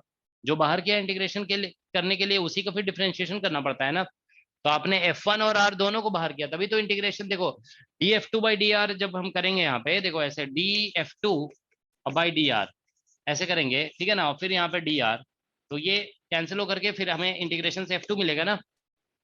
ओके, तो यहाँ पे आप समझ रहे हो ना कि F2 इंटीग्रेशन से तभी मिल सकता है यहाँ पे, तब जब हम इन दोनों टर्म को बाहर करेंगे, तो F1 और R बाहर हुआ, तो अब बाद में डिफरेंशिएशन F1 और R का दोनों का होगा ना, तो ऐसा करना पड़ेगा। ओके जी सर, जी सर। ठीक है, सर तो हाँ बोलो। सर जेम के टेस्ट में, एमपी के टेस्ट में सर एक क्वेश्चन आया था tan इनवर्स y/x। सर इसकी पावर सीरीज लिखनी थी x-1 और y-1 में, सर ये कैसे होगा? क्या कह रहे हो, tan इनवर्स y/x लिखा हुआ था? जी सर। अरे वो 2D का बता दिया, दे दिया है ना, 2D का तो हम कराए नहीं थे, चलो हम करा देंगे 2D का, ठीक है ना, मतलब टेलर सीरीज इन 2 डायमेंशन दे दिए। सर स्पेशल फंक्शन के बाद कौन सा चैप्टर स्टार्ट करेंगे एमपी में? एमपी में अभी आप लोग का कौन सा प्रोबेबिलिटी बच रहा है ना, प्रोबेबिलिटी स्टार्ट कर देंगे, ठीक है। फोरियर ट्रांसफॉर्म नहीं, बाकी जो बैच 2 का है वो तो बचा हुआ है, बैच 1 में सिर्फ प्रोबेबिलिटी बचा हुआ है और टेंसर बचा हुआ है, ठीक है ना। यस सर, एमपी में सर probability और tensor। थोड़ा थर्मोडायनेमिक्स भी स्टार्ट कर दीजिए सर, थोड़ा हेल्प हो हाँ जाएगी। थर्मो भी स्टार्ट करेंगे, अभी स्टार्ट करेंगे। चलो अभी स्टॉप कर रहे हैं। ओके सर, कल क्लासिकल की क्लास होगी मॉर्निंग में? हाँ कल क्लास होगी मॉर्निंग में क्लासिकल की। सर एक दिन में सर एक ही क्लास एडजस्ट हो सकती है, बिकॉज सर ड्यू के एग्जामिनेशन शुरू हो रही हैं सर। अच्छा, ड्यू का एग्जाम कब से स्टार्ट हो रहा है? सर इसी वीक से हम लोग तो सर फिजिक्स के, तो हमारे practical examination sir next week से स्टार्ट हो रहे हैं सर, फिर कंटिन्यूअसली थ्योरी तक जाएंगे सर। प्रैक्टिकल में तो इतना ज्यादा कुछ रहता नहीं है, बस नहीं प्रैक्टिकल। सर नेक्स्ट मंथ से सर। नेक्स्ट मंथ से तो अभी तो है ना, अभी 10 दिन, ठीक है। थ्योरी एग्जाम कब से स्टार्ट हो रहा है? 11 तारीख से सर। 11 से? अच्छा, थ्योरी का एग्जाम क्या बोलते हैं, कैसे हो रहा है, ऑफलाइन हो रहा है ऑनलाइन हो रहा है? सर हम लोग का भी ऑफलाइन हो रहा है सर, 12 से। अच्छा चलो उस टाइम थोड़ा, उस टाइम तो मतलब थोड़ा कम कर देंगे क्लास, ठीक है, क्योंकि पढ़ना तो आप लोग को ही है ना, ऐसा तो नहीं कि सिर्फ पढ़ाते जाएंगे तो उससे फायदा क्या होगा, ठीक है। जब नहीं कर पाओगे तो फिर उस टाइम थोड़ा स्लो किया जाएगा, ठीक है। ठीक है, ओके।